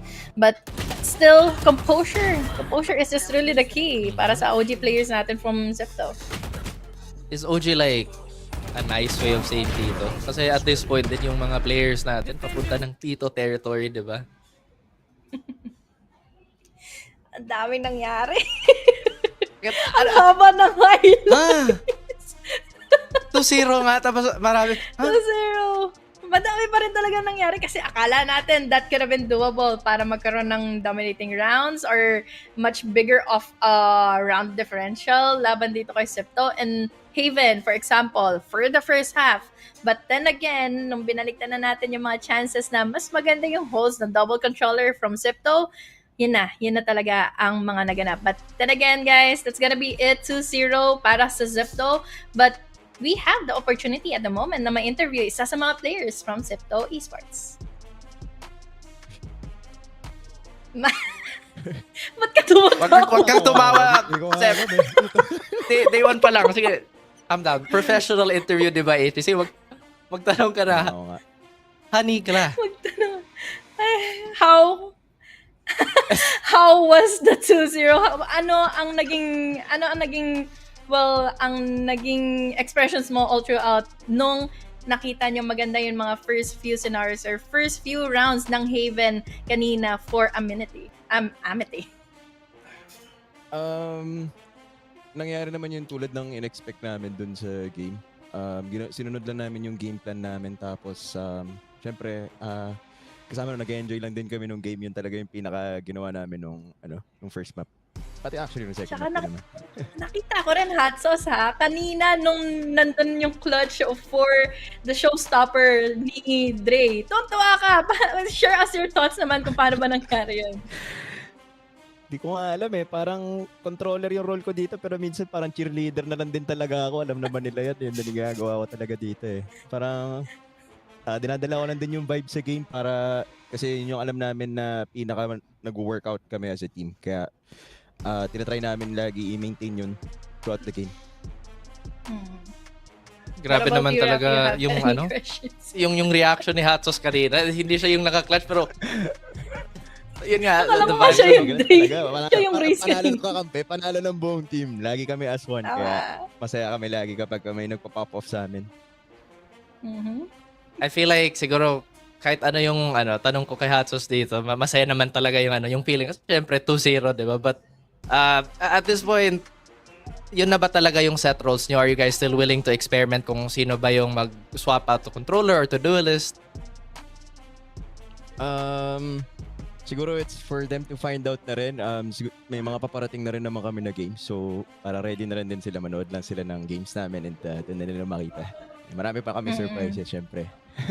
Tama. Dahil hot sauce, let us give pengen naman kaming thoughts mo for AMTY, lalo na't nakalaban niyo sila. They're one of the collegiate players pala here from the South. Malakas sila tumutok actually. Tapos meron din sila mga kanya-kanya moments din talaga. So kita nyo naman, na-ace nga kami kanina eh, diba? So parang kahit sabihin na kahit paano, parang structured na rin kami maglaro. Pero parang kaya pa rin talaga nila mag-pop off eh. So individually, great players din talaga sila. And yung pinaka nakita ko dun sa team na.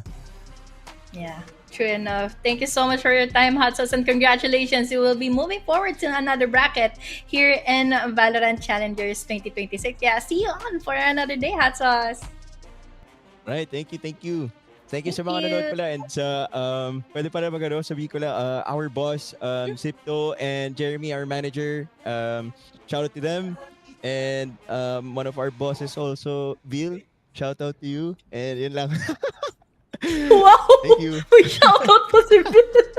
Sige. Thank you, Hot Sauce. Mamaya kung ano pa sabihin mo para kay Bill. Sige, thank you, thank you. Okay, thank you. At yan na nga guys, makikita natin muli for another day on Septo after such a Oh. dominating game here in Haven and Split. Raf, what can you say about Trey? Ibang klase talaga itong player na ito. And expected ko na baka sakali there can be one of the matches na against another type of OGs here in VCT. I mean, nakita na, or rather, Hot Sauce said it first earlier na team first mindset. Pero kahit ganun na sistema, Dre still managed to pop off individually without ruining like the flow of the entire team. At saka, you know, that's always a positive thing to start off the season. And eto, I don't think this is game related naman, pero at least sobrang wholesome ng Sipto, diba? Like they still recognize na sobrang talented ng AMTY and saka, yun nga, they're collegiate team. They still have a few more ways to go. But eto, HG, we talked about him. I guess this comes to no surprise that he is again the MVP. Just really real dito para sa side na nga ng Sipto for Dre. It's been amazing taking in the space, taking in duels all by himself dahil he has enough trust naman din on whatever the other players can do for Sipto for him na maging komportable nga as a duelist. So, grabe si na Dre at sa side na nga ng Sipto. And again, hopefully, you know, we still get these types of plays coming in, you know, later in the day. But hey guys, we'll be right back, so stay tuned to VALORANT Challengers Southeast Asia. We're going on a short break.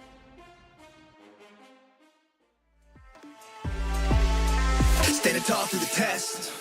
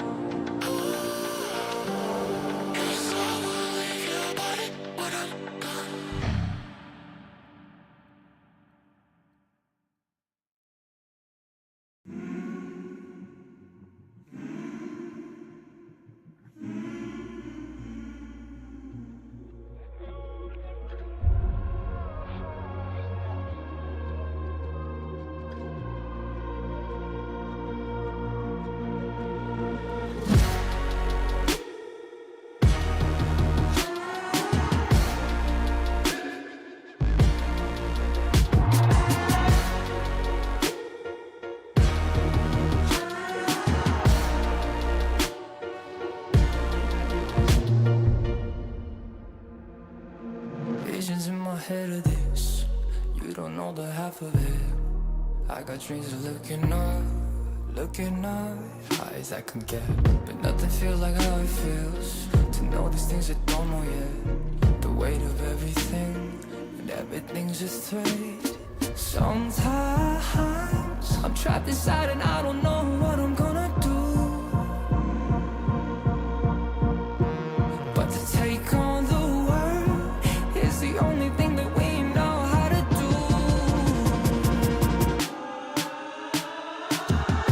I've got dreams of finding out what all of this is for. It's you and me, and everywhere we go it leads to an open door.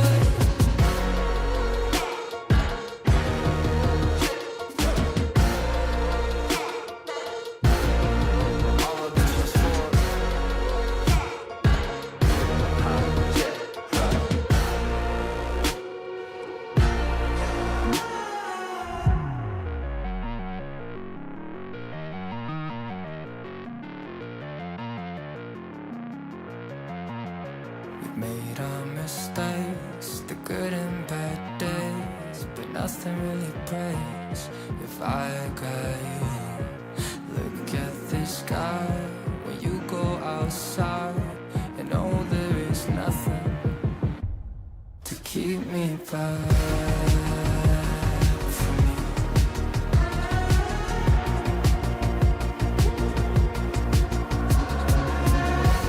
I got dreams of finding out what all of this is for. It's you and me, and know there is nothing, and everywhere we go we're leading to an open door. Keep me back, keep me back from you. Keep me back, keep me back, keep me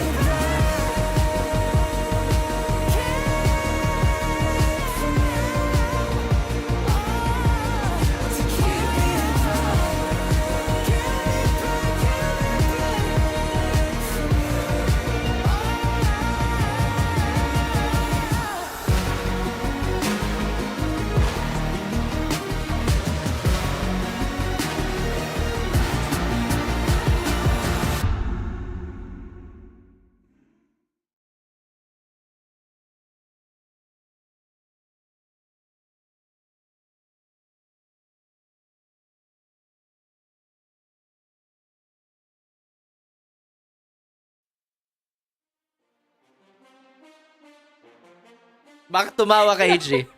What's funny? Ha? Si Bill kasi nandito na naman sa Discord. Wait lang, i-mute ko muna.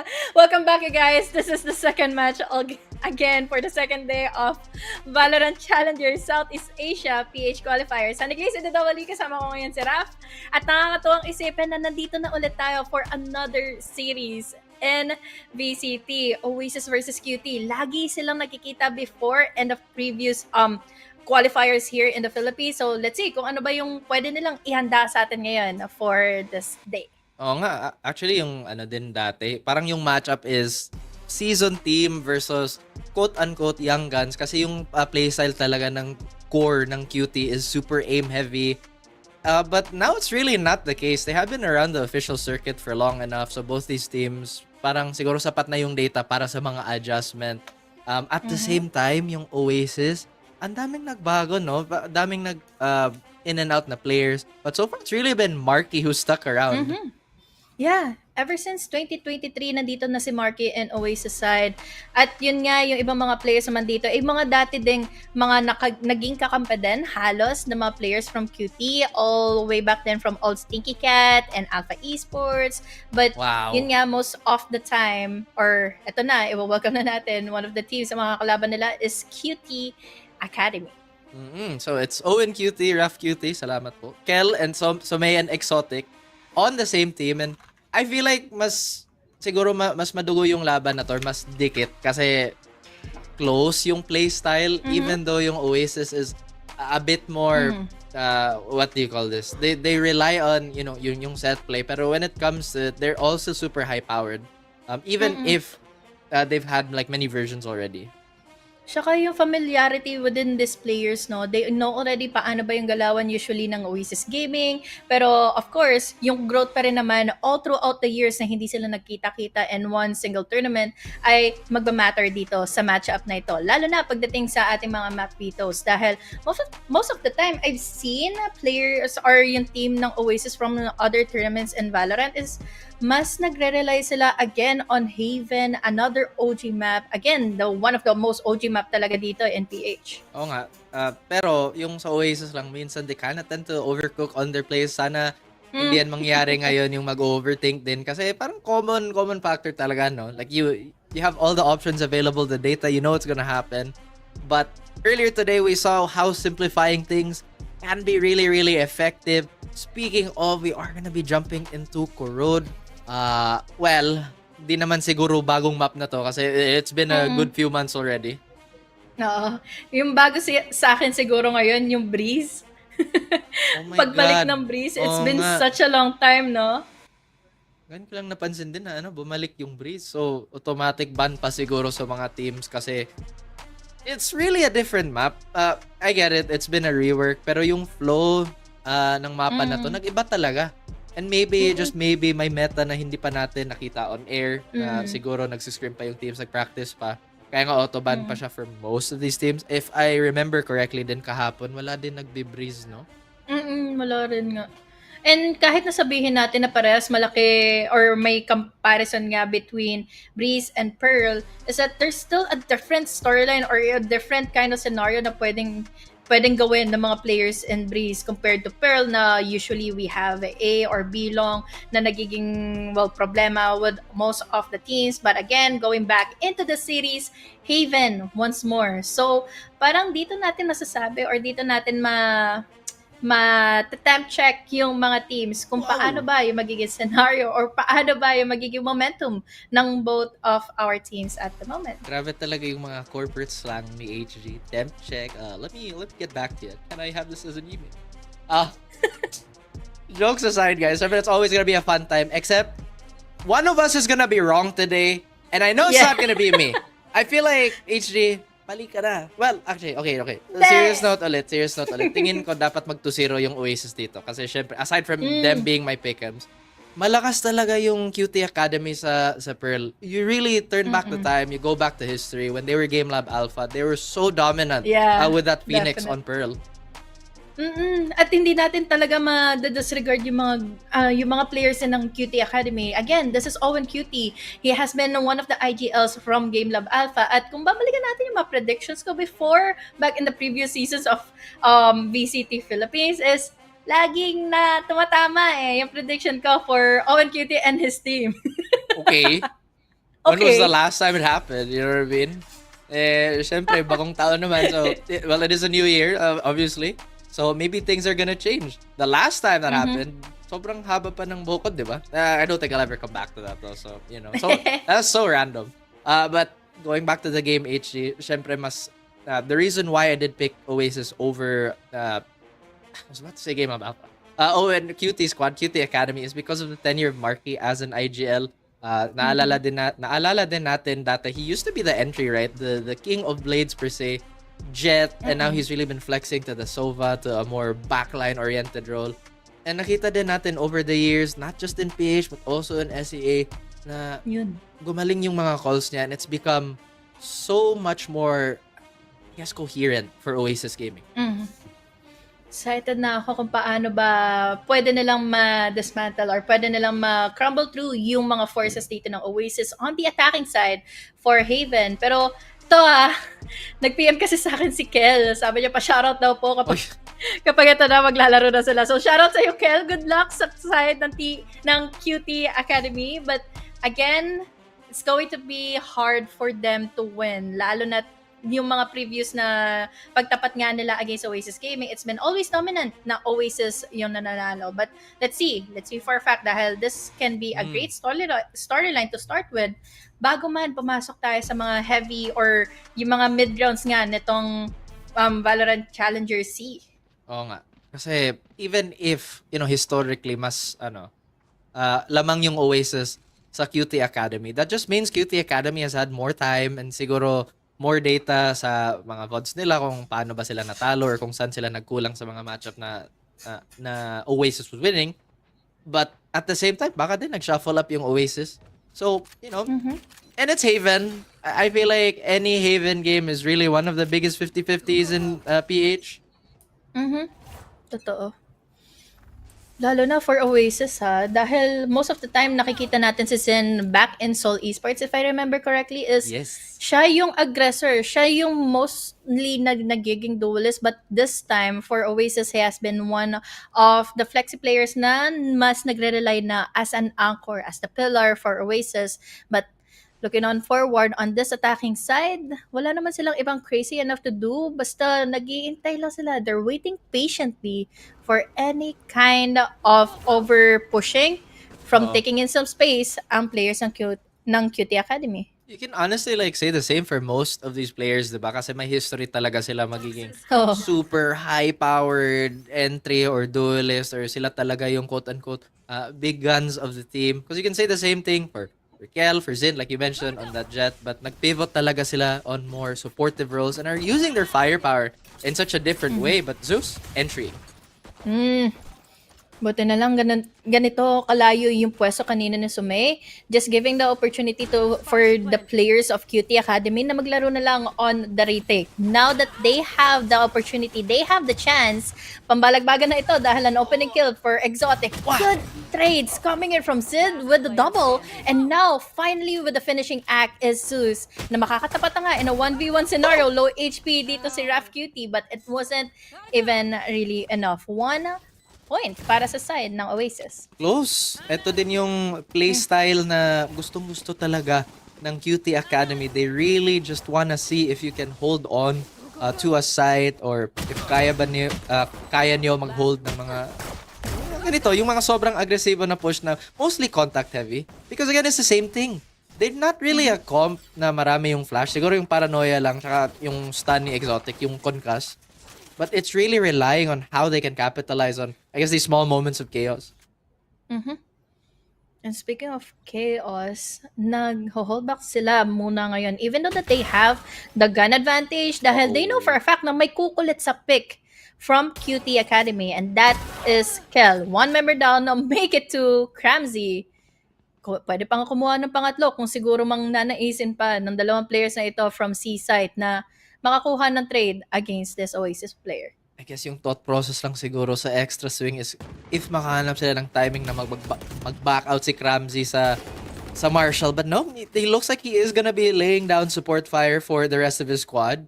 And I guess Exotic and Raf and the rest of QT Academy have no problem kasi sila lahat naka-classic lang if I'm not mistaken. Ganda sana na pwedeng gawing flank ng player ng QT Academy all the way from Garage kung siguro napatay nila ng aga dito sa Sin. But unfortunately, with just the turret at hand, wala silang ibang pwedeng maging laro, malikodan man lang itong Oasis. And speaking of Oasis, makatapat na kagad si Exotic, and Exotic is down. Dadagdagan mo pa ng isa pang tumumba, Raf QT, all up to just Yumo. So what can he do with just the classic at hand? Siguro yun yung meta sa mga Raf, no? Raf, insert like, I don't know, adjective or what you wanna do after. Pang feeling ko sobrang unoriginal ng mga Raf. Like, totoo lang. Yung IGN ko, wow, what should my IGN be for work? I guess Raf. Raf Cat. Kasi si Raf cutie din. I guess Raf also. But, kidding aside, sobrang ganda ng round na to para sa Oasis kasi fully intact sila. And I think yung armor din is pretty decent. Maybe except Tessera kasi magre-rebuy pa siya. But the fact that they still have majority of their utility and plus ult orbs on Marky here, it's gonna be such a good start. Oof, yun nga no. Talagang patient play lang ang ginawa dito ng Oasis dahil, again, there's no initiator on the side of QT Academy. So it wasn't enough for that initiator to make do of what he can para makakuha sana ng info immediately dahil yun nga, ang bilis na napatay siya kagad dito nila Cramsy. Baka yung call din on the side of QT Academy after the first pick mag orb play si Mark, pero again with classics and no armor, sobrang limited ng options mo. And iba naman din yung setup ng QT Academy. They're leaning towards more sewer so they can catch that default if it happens. But Oasis is so smart. They're gonna shift their weight towards B and maybe Garage. Yun nga eh. Lalo na't with the early smoke outside of lobby. But this time, that is a good initial kill against Tesseract. Wala na silang pwede maging pang-gather pa ng info to make an entry happen on either of the sides. But let's see now here kung sakali man na magiging victorious si Zen dito. Lalo na't hindi naman din nagpaparamdam si Raf eh. Ganun talaga. Hindi siya magpipiko. Well, Wala talaga. at the very least, there is a lot of patience kasi alam naman ng QT Academies that they have a majority of the advantage here. So, really, it's Oasis that has to take the initiative taking the space. Kahit sobrang disadvantage, Zeus might actually get a kill here though. Alright. What a good paranoia blind. Yumo with a pick. Unfortunately, kahit sabay sila, they had the same idea na pagka-pick ng kanilang duelist, going in with a paranoia, and then there goes the kill. But unfortunately for QT Academy, even though na nababay tayo na nila yung Oasis dito before they get into the site and planted the spike, patay na kagad yung isa sa mga controllers sila. They have the potential to win out the retake, although they don't have any idea kung saan ba nakapwesto ngayon for the post plant. Etong sinaslato. Now, hindi din sila sure kung may leak ba from A, but mukhang magre-retake yung QT Academy from B main here. Nag-double sync si Exotic at si Kel. But where's the trade? The trade cannot be found. Kramzy, he knows where Yumo is, and that is a 3-0 already for Oasis Gaming. Ang hirap sa dalawang teams na to, since they are familiar with each other, sobrang nagpa-buy time sila, nag-iintayan sila kung sino ba yung unang kakagat doon sa mga nagiging patrets nila all throughout the rounds. Actually, baka na nano si Kel kanina. Kaya nga hindi siya naka-double swing kasama ni Exotic. Pero yun nga, medyo vulnerable na yung position sa defending or whoever that was on top of the box. Again, it's the same thing we were talking about in the last map. Yung mga smaller details talaga is winning the rounds for a lot of these teams. Wala nang iba pang iko ngayon na mapaglalaruan. Sinasome and QT Academy, they're holding on to their buckies and then the sheriffs. But will it be enough? Look at the patient game again. 3 consecutive, make it 4 now. Ready for Oasis Gaming. Hindi sila basta-basta papasok ng site. Oo. At the very least, na-burn nila yung utilities sa C. And now, kung gusto mag-defend ng QT Academy dito, then they have to really invest on either this flank or maybe sending this rotator early. But gusto ko din yung reaction ng defense dito. They set up a wall to maybe stop this scroll up towards sewer. Kahit papaano nga, no? You mentioned it na walang nagiging flanker, wala nagiging lurk here for the defending side. Dahil nga, sa mga utility ni Zin eh. He wasn't able to go around and do something. But now that we have that push all the way from sewer, even though that they have that wall, hindi nagdalawang isip ngayon ng Oasis na ipanalo yung mga duels that they can win out 1 or at least 2 against QT Academy. Hindi ako sure if this is the same Kel na teammate din ni Sladom. So, that is a little bit of lore, you know. Siyempre, sinabi mo kanina, sobrang familiar sila sa matchup na ito. Look at Raph. Look at Raph. He might get a flank. Some gets 1 too. So, this retake is super doable. Kahit naka-sheriff lang. Gun disadvantage talaga, Raph. Let's see. Only just the classic. Ang problema lang nito ngayon is that nagpa-play in together yung dalawa from Oasis. So now that they have, he is already in, he cannot do anything. Even though na kahit mapatay naman yung isa, quick enough for the trade dahil magkatabi lang sila ni Jesus kanina eh. Buti na lang may distansya between Raph between the rest of the defenders because you know the classic, one right click at that HP is super dangerous. Again, I think that was a pretty decent eco on the side of QT Academy. Buti na lang nag-pause din sila just to get their bearings set and to find out kung where the weak point of this defense is. And finally, after our series earlier in match 1, may early na nag-timeout na rin dito sa series number 2 natin. That is going to be QT Academy, which is well needed para naman ma-revert nila back yung kanilang magiging playstyle and even their momentum dahil lagi silang nahuhulog sa mga patibong ng Oasis that they're playing it so slow para ma-force out nila yung QT Academy na sila mismo, hindi na yung Recon yung asahan nila for the info, sila na mismo yung magpipick. Oo. Again, it's just a matter of just juggling the utility. Nakita din natin, Oasis, they're really not willing to fight into that nano plus into the wall. Kaya nga, it's really been a small exchange at the chokes of each of these sites. Sana yung QT Academy may adjustment na din. Because again, they're losing a lot of space early and they're overreacting, I guess, with their utility. Paano kaya to for QT Academy? They almost have the same, well, they do have the same exact agent composition, but what's happening here kasi for Oasis Gaming, ang ganda ng mga retaliation nila pabalik once sa kahit si Som may makakuha ng early kill, they have already some movement moving on going into garage or kaya naman ng sewers, and as they wait for any info mula dito sa defender side, inahayaan lang nila that they have another option to go and rotate on dahil nga they have their flanker. I mean, sobrang ready naman talaga yung QT Academy sa mga gunfights, and that's exactly why, HG. Oasis might have their first round loss here. Dalawa na lang, ha? Zeus and Exotic. What more can they do? Especially now na I think nagamit na rin yung Poison Cloud dito for Zeus, but we'll figure that out later on as they go inside of A side. Buti na lang din, binibigay lang dito ng QT Academy yung A dahil nga baka mabawasan pa sila later on once na ipuwersa nga dito nila Cramsy yung site. Oh, at this point, yung kailangan na lang gawin sa QT Academy is to group up and just play that numbers advantage.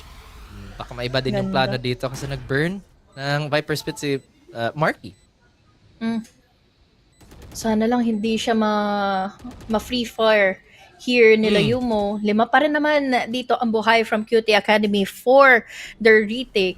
But the time is already ticking. We have the paranoia. Cramsy is still here all the way from the back, winning it out the duel together with Zeus. But Zeus is already down. We're down to a 3v1 situation all the way from up top. Yumo QT goes down. Pero ngayon si Cramsy, he is just holding into his pistol. Habang nagde-defuse na ngayon, one more player coming in from QT Academy, and that is quick reaction time given to us by Exotic. Oh, so close for Marky to clutch that out. Again, well played on the side of QT Academy to really use that numbers advantage kahit mahirap pa yung pag-entry nila ng A.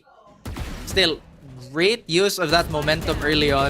Buti na lang din nandito si Exotic para maka-back up kay Raph on that early trade. Kasi it did look like he was gonna get caught out on that exchange. Hirap din eh dahil they have a short-sightedness pagpasok na nga nila ng Viper's Pit at nagkasalisi pa sila. And Zeus, however, yun nga, dalawa yung nakaipit sa kanya. So now, finally around for QT Academy. Pero let's see kung madadagdagan pa ito, lalo na sa aggression na pinapakita sa atin ni Exotic. Pushing into lobby. We have the Hunter's Fury to take down Cramsy. And look at that. That is another good kill for Oasis. And then, there's also an answer from QT Academy.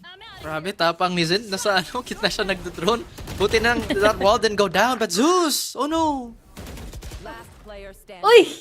Sayang! Exotic could have gotten that shot. Pero, yun nga, natitira na lang si Sommei. He only has a Bulldog at hand. Tatlo pa ito. We have the Hunter's Fury. We even have here the Lockdown. And Zin, with his position, he is ready enough to take Sommei and his attention. Pero tatlong crosshair nakatutok kay Sommei ngayon. And it's Tesseract actually finishing it off. 5-1 again by Oasis. Iniba naman nila yung tempo nila at saka yung QT Academy. They kind of walked into that one, right? I mean, we get it. Sobrang aggressive nila. They really wanted to take that early A control just so they can get an easy backstab. Potentially, if mag-commit ng B yung Oasis, and they did. Then nga, just a few whiffs here and there.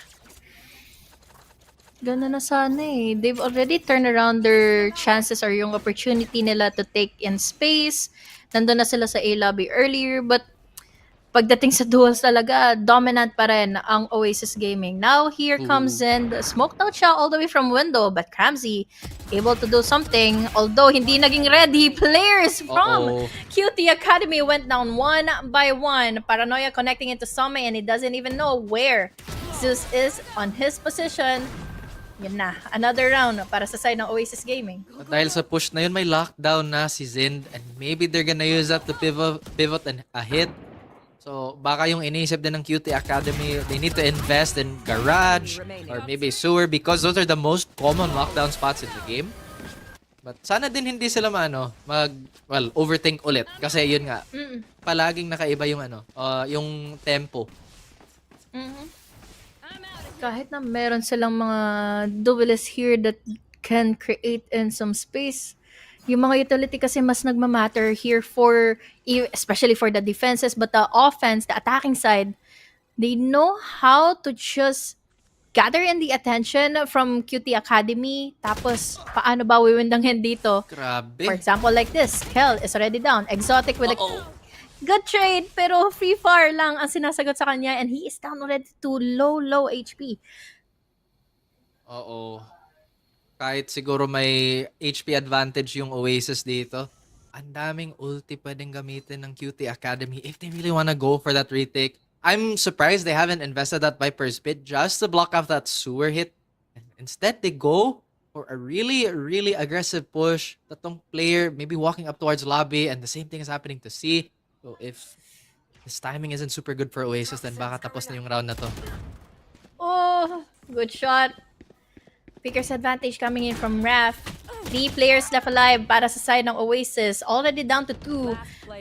Tesseract naman, maganda yung pwesto niya ngayon. Low on HP ang nakuha niya against that duelist. But now with the TP play, this can be a good opportunity for Yumo. But at the same time, Hunter's Fury pa rin kasi sa mga kamay ngayon ni Tesseract. With one wide swing, that is going to be enough for still Tesseract winning out this round. 7-1 is the score, and could have been close enough for QT Academy makuha pa yung point na yun. Akala ko may smoke or at least na half ni Yumo yung spike doon. And I feel like because of that missed timing that allowed Tesseract to walk up.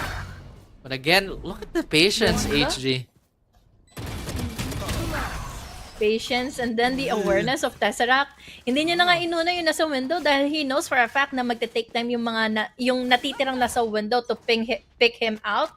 He waited for Some, and that is already enough. 4 ultimates available for both teams. And it does look like QT Academy. Yes. 3 plus 1 is 4.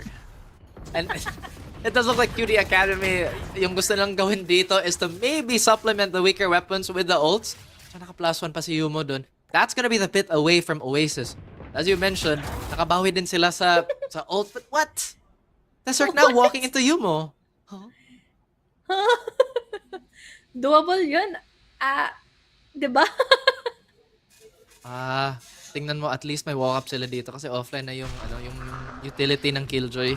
Spike should come down, but they get spotted. So baka mag-speed up yung Oasis dito. Already inside of C. 4 players still alive and kicking for QT Academy. Iniwasan nila itong Viper's Pit, but hindi nila maiwasan itong lockdown. Wag sana magkakamali si Zeus, pero yun na nga ang mangyayari. Exotic goes down. Even though na-ready na yung bulky play niya against him. Actually, medyo lugian na naman yung QT Academy dito sa exchanges ng ult. Kasi, yun nga, they don't really have the weapons they want. And now Zind might actually get found out. Still, Oasis, the time is running down. They have 2 ults, albeit only 1 for fighting. Zeus against 2.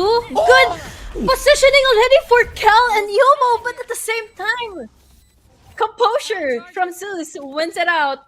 Grabe, sobrang perfect ng stun ni Zeus. Yung relay bolt niya on the mark.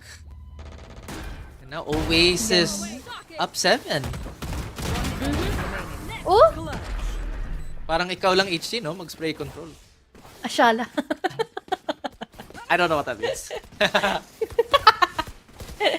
And anyway, that could have been so close dahil na-disrupt na kanina si Zen from taking garage window And then, it was taken down by a player of QT Academy. But at the same time, kapag ganito lagi positioning nila inside of Haven, na nalalaman na ng Oasis kung ano ba yung next following steps nila, mahihirapan sila na makapag-adjust later on. But now, QT Academy, look at this.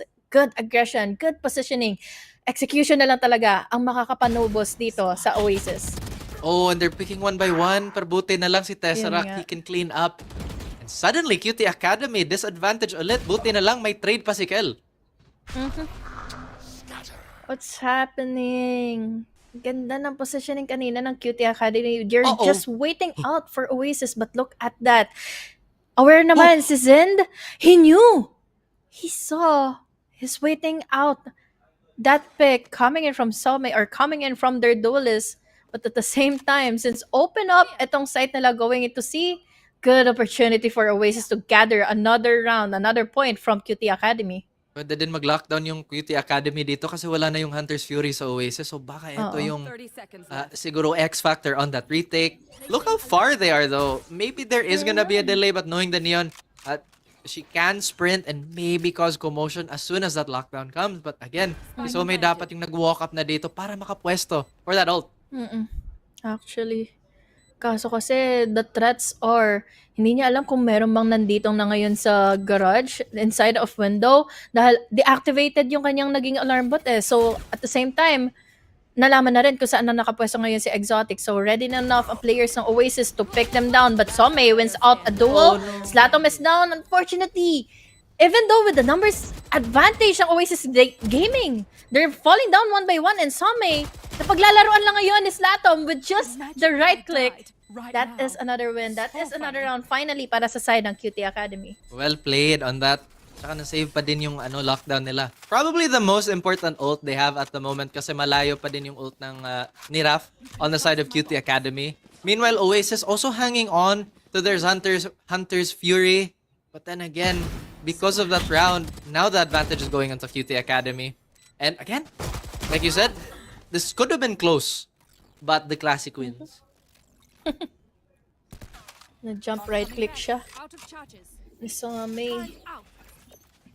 even though that was a really good round for QT Academy, hindi pa rin talaga enough yung eco nila for another round against Oasis Gaming. Pero buti with the concuss and then na paranoia na pa-back away nila, forcing Oasis Gaming to just not push it further into a lobby. Pero ngayon, papasok na kaagad si Zeus.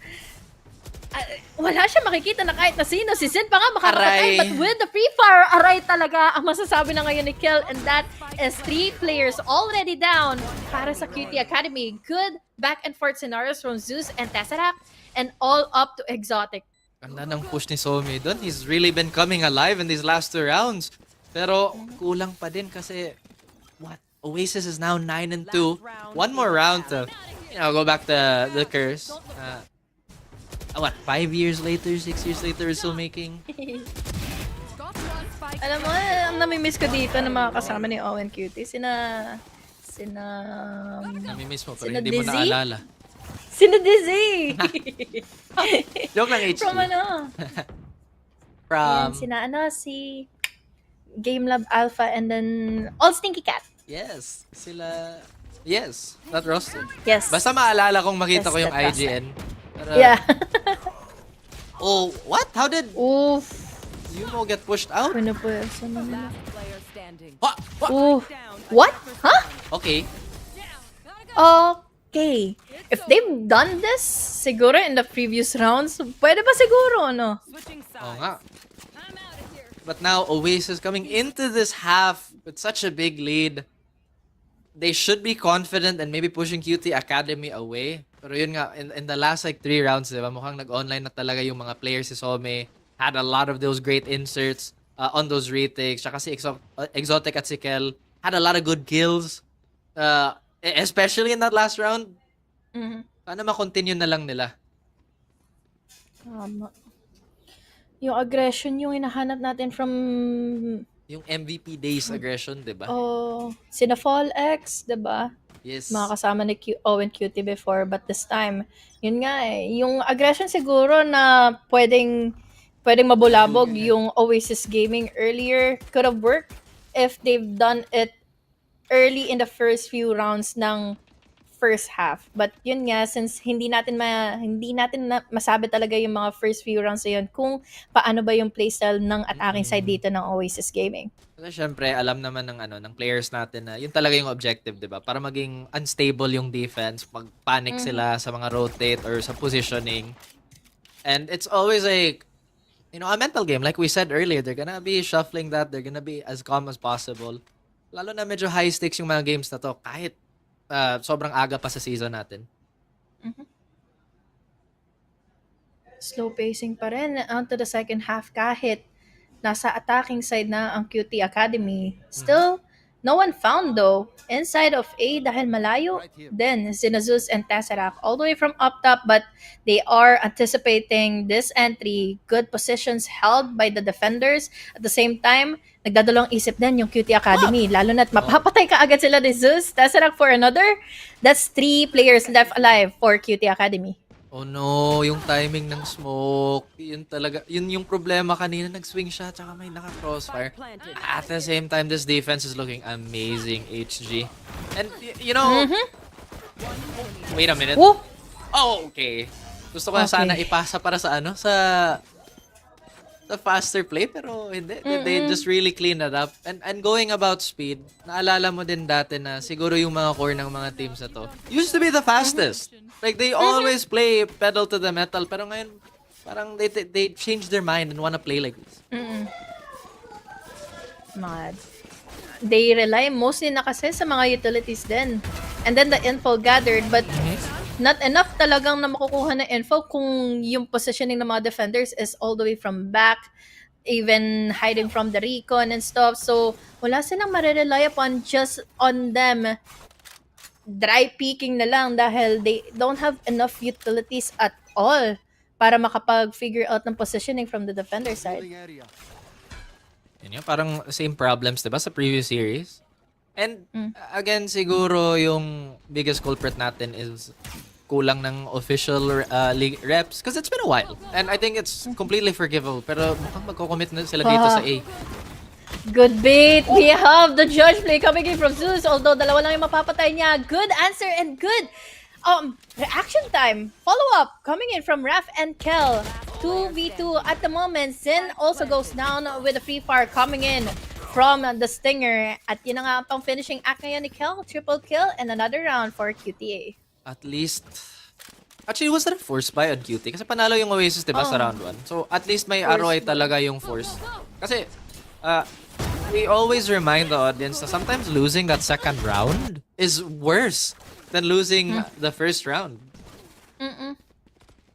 Kaya ngayon, mas ganado tuloy yung eco nila with half armors and then, wala nang eco yung Oasis Gaming. Just the main problem at the moment here for QTA is that they need 6 rounds against Oasis Gaming. Pero feeling ko with the momentum that they have, it's still doable. Oh, 6 rounds on a strong side. It's definitely not impossible. But look at this, mukhang naka-triple stack yung QT Academy dito sa C-Long. Just really trying to deny any space that Oasis could potentially take. But again, look at the push from A lobby. Sakto pang bumaba na yung toxic screen coming in from Raf. Medyo magiging madugo ito kung sakali man magkamali siya. Pero he's trying to bait out the sound cue na naririnig ngayon ng Oasis Gaming to pick him further. But at the same time, hindi naman dito kumakagat lang basta-basta yung Oasis. What? 1 Ang tagal HP! Si Exotic na 1 HP. Uh-oh. Grabe si Sus. Smokes, line, and the recon paranoia connecting. And look at that still! Manages to get a kill. Tapos naka-out pa si Zeus. Literal best outcome. 4v5, low on HP. We have the utilities up and coming, but at the same time, all the way from the flanks, we have Marky. Unfortunately, gun disadvantage. Kel, however, masasalo niya yung paranoia. Makakasagot naman pabalik ito si Slato. Mulmo though with trade. We have Raf Cutie to go into for a duel back here in Garage. Pero Zeus was held back with just the alarm bot. Kaya ngayon, Matay sarado tuloy siya na dalawa na from Oo. QT Academy. Sayang, ang ganda ng opening, di ba? Everything looked like it was gonna go right for Oasis, getting that early frag, or at least damage kahit hindi na-confirm ni Zeus. But again, yung difference between weapons was just really enough to put QT Academy on the board. And mukhang magta-time out naman yung Oasis dito. Nope, actually no. They're not gonna go with it. Pero good time for a time out though. Totoo. Baka later pa after another round.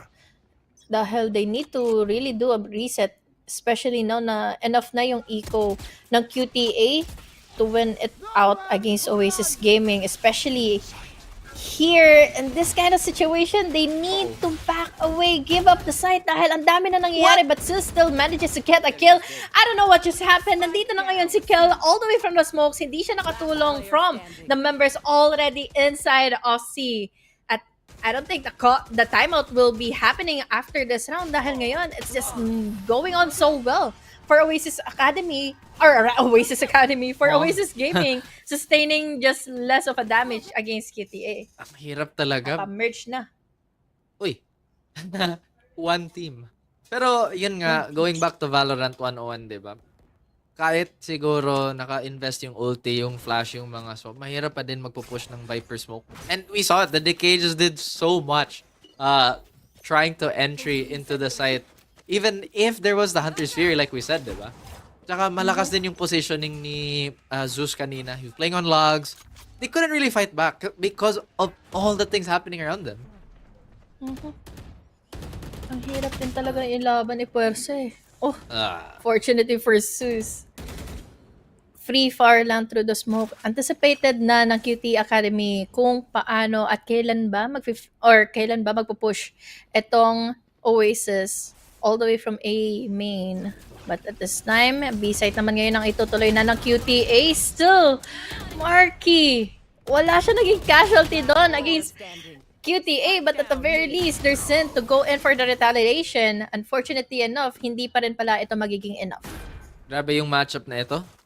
Scout lang ng scout sa mga sa control, tapos one big hit, and sometimes they all find each other, and rounds like that just happen so often. Zeus, for the first time in 3 rounds, siya yung naging biktima sa first blood instead of him doing the opposite.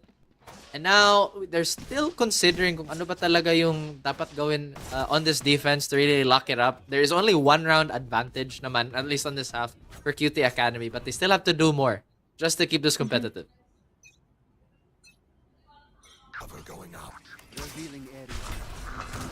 How is Oasis Gaming failing to win early skirmishes against QT Academy? Oh man. Yan. Naiisahan lang sila siguro ng QT Academy, but at the very least, may mga nagiging trades naman. And doon laging nagiging promoter season. Able to get an equalization to 4v4 scenario, pero one of the things na kailangang bantayan na ngayon ng QTA is the utilities and the ultimates available for Oasis Gaming. Back into sewers. Fortunately for Somei, he's still committed into that duel, into the battle, laban kay Tesseract. I think siguro yun yung pinakaluma na play. Omen TP spawn, but it worked for some reason. And now Oasis, kahit sila yung or rather, QT Academy, despite getting the first pick, is now getting gunned down. And Kel finds Zeus, per Tesseract naman, siya naman yung on fire in these last few rounds. Safe lang. Slow pacing. Feeling ko there's still some inconsistencies sa decision making ng QTA, lalo na it's big of a dominating factor na ang dami ng rounds na leading ngayon yung Oasis Gaming, kaya ang bagal nila makapag-decide, ang bagal nila kumuha ng mga sites, and at this time, ang hirap pang makakuha pa ng isa pang round against Oasis in this scenario na 4 yung ultimate sila, hindi pa nila na-exhaust yung kahit yung lockdown and even the ultimate of the Neon, and half armors na, medyo broken by na ngayon yung QTA. Pero mukhang mag-change naman yung yung spacing ng QTA dito kasi mas committed sila on A, and it looks like they might just jump on this even if they don't get this pick. Sana hindi din sila magdadalawang isip kasi merong lurk threat yung sewer dito. Doesn't look like Oasis is gonna play on it though. Oh, ang daming hadlang sa pag-entry kanina ni Exotic. And he is immediately down. We even have here still the drone. Apat pa tong nag-stay inside of A site. At least the winning duel will be into the hands of Kel, but quickly traded off naman dito. Isa sa mga controllers nila. But Tetsurak though with a triple kill. Ref is still getting the space, but unfortunately, it's just all up to Kel. That is amazing, amazing map para sa side of Oasis Gaming. Oo nga, actually parang ang hirap din mag-decide kung sino ba talaga yung MVP ng map na yun kasi at least sa ITAS nang hindi tayo mag-check ng scoreboard. May contribution talaga lahat ng members, 'di ba? Either it be like the fragging or just be staying alive. But either way, I think tama naman yung prediction natin at least sa matchup na ito na sobrang explosive, sobrang contact heavy, and it hasn't disappointed so far. Na-appreciate ko dito most likely is yung mga times na tatapatin talaga ni QTA yung rotation dito ng Oasis Gaming. What I mean by this is kung paano sila makapag-pick, paano nila kuhanin yung space para mapigilan or unti-unti nila yung pwedeng maging opportunity dito ng Oasis Gaming to win out much more of a rounds. But yun nga, medyo mahirap kasi in the mid-round situation na mas mabilis at mas maganda yung naging reflexes dito para makapag-react yung Oasis. Gusto ko naman sabihin na medyo safe yung laro ng both these teams kasi kita natin suportado talaga yung yung mga push with all this stuff. At the same time, may rounds din talaga na nagpo-push sila ng window, tatlo, ganito. Kaso it was an eco, so it's forgivable. But I'm fairly sure there was another round na sobrang aggressive nila towards grass. But again, for QT Academy, they have to move forward from this. Even if this was supposedly their map pick, HG. Actually, maduguran talaga yung Haven dito, lalo na kapag sa mga slow pacings na yun, na mas nakakapag-adjust or mas nakakapagbigay pa ng other more options dito yung Oasis Gaming. And then, followed up pa ng mga simple scenarios like this na naka-double pick na sila, but unfortunately, mas lamang pa rin sa duel, mas lamang pa rin sa positioning, and then also yung reactiveness dito nila Zeus to go and get in those kills. They have their times, they have their chances to win and be dominating enough, but di talaga nagiging sapat pa para makakuha ng mas madaming rounds against Oasis eh. Oo nga, inisip ko din baka medyo mataas yung natin, yung standards of play already. Kasi alam naman natin kayang-kaya sa teams natin dito sa PH, 'di ba? To pull off these types of at least the level of play. At the same time, it is day 2, so baka everybody's just refining the defaults and just map control in general before magbato sila ng execute after execute na maybe they're hiding for later in the season. Oo. Ang hirap malusunatan ng Oasis. Especially na how can they bait out exhausting in the utility, yung ultimate and stuff. So again, still an amazing win para sa side ng Oasis Oasis Gaming. Sa QT Gaming Oasis Academy. I think si HC din excited lang talaga to see everybody, show up and for everything that's said today. It's been pretty intense. Nag-predict naman din kami kanina na this is gonna be pretty close. Pero mukhang yung pick'ems na tama is mine, as per usual. Sabi naman ni HC na she didn't mess up her pick'ems. But guys, before we can nerd out, we are gonna go on a short break. So we'll be right back. Stay tuned.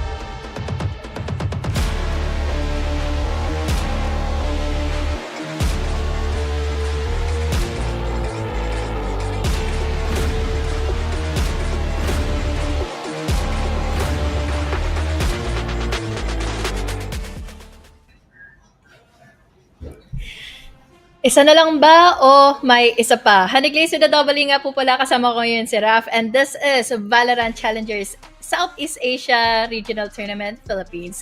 Laban nga ngayon ng Oasis Gaming at ng QT Academy, pero mahirap lang malaman ngayon kung makakabawi pa ba ang QT Academy. Syempre, kasi yun yung ano mo, yung pick and so gusto mo silang bumawi para mag-upgrade tayo. But at the same time din, kanina we were hopeful for AMTY to come back as well kasi syempre gusto naman talaga natin sobrang competitive ng mga games, 'di ba? But at the same time, di nila na-defend yung Haven. Yun yung mapick ng QTA eh. So now going into Corrode, can they do the same to Oasis? Big of a question, hard to answer, especially in Corrode. Ang daming pwedeng maging possibilities, at lalo na pagdating sa kanilang agent selection. Earlier, they had a similar kind of lineup, but at the same time, nagmamatter talaga yung kanilang nagiging performances. And unfortunately for QT Academy, even though that they've been playing slow and patient, sila pa yung laging nahuhulog sa patibong ng Oasis Gaming. Ano naman yung patibong? Yung word, Patibong... Wait. Sige, you go Sige. search. Yes, I know what that Yes. word means. Pero actually, siguro yun yung hinanap ko nga word kanina kasi yun nga, Oasis has been setting everything up na it looked like QT Academy was walking into everything. Lalo na yung mga Viper, yung Toxic Cloud ni Viper, di ba? Grabe ng value talaga sa placement ni Marky. But going into the stats, HG, we were talking about how hard it was to really pick an MVP kasi yung volume pretty much shared across the board sa Oasis. But it's Zind actually being the most consistent in terms of the stats across. Kahit na si Zeus yung mostly nakikita nating nagkakaroon ng performance to get inside of the site, nagmamatter talaga dito most of the time yung mga nagiging anti-flanks na ginagawa ni Zen with the utilities, how he is able to just pin down QTA na hindi sila pwede mag-exceed lang kung saan sila nakapwesto. So katulad na lang ng mga utility play niyang nakapwesto yung turret in front of garage. There's also the alarm bot placed all the way from C-Long. So many times na nagkakaroon ng ganong back and forth. Pero commendable pa rin naman yung QTA for the early skirmishes na kaya nilang i-execute against Oasis Gaming. Absolutely. And you know, you're going back to both these teams kung bakit successful yung mga hit nila or on the side of Oasis, most likely. Di ba nakita natin si Zin. We're actually talking about na bakit hindi siya nagpa-pop off or hindi ganun ka-flashy yung mga plays niya. Pero first and foremost, ginawa niya yung role niya, yung job niya. And it really benefited Oasis and allowed his duelists to move forward without doubting any of the flanks as you mentioned. At the same time sa QTA, nakita natin, yun nga, same thing. Ideas are there. Kaso yung execution medyo kulang pa. Baka warm up lang talaga yung map 1 at dito sila babawi sa Corrode. Almost the same lineup, almost the Waylay. same duelist, pero Waylay na ngayon for both of our teams available at the moment. Pero the difference lang is yung initiator. I love this initiator from QTA. This can able them to be aggressive, much more aggressive than what they did earlier back in Haven.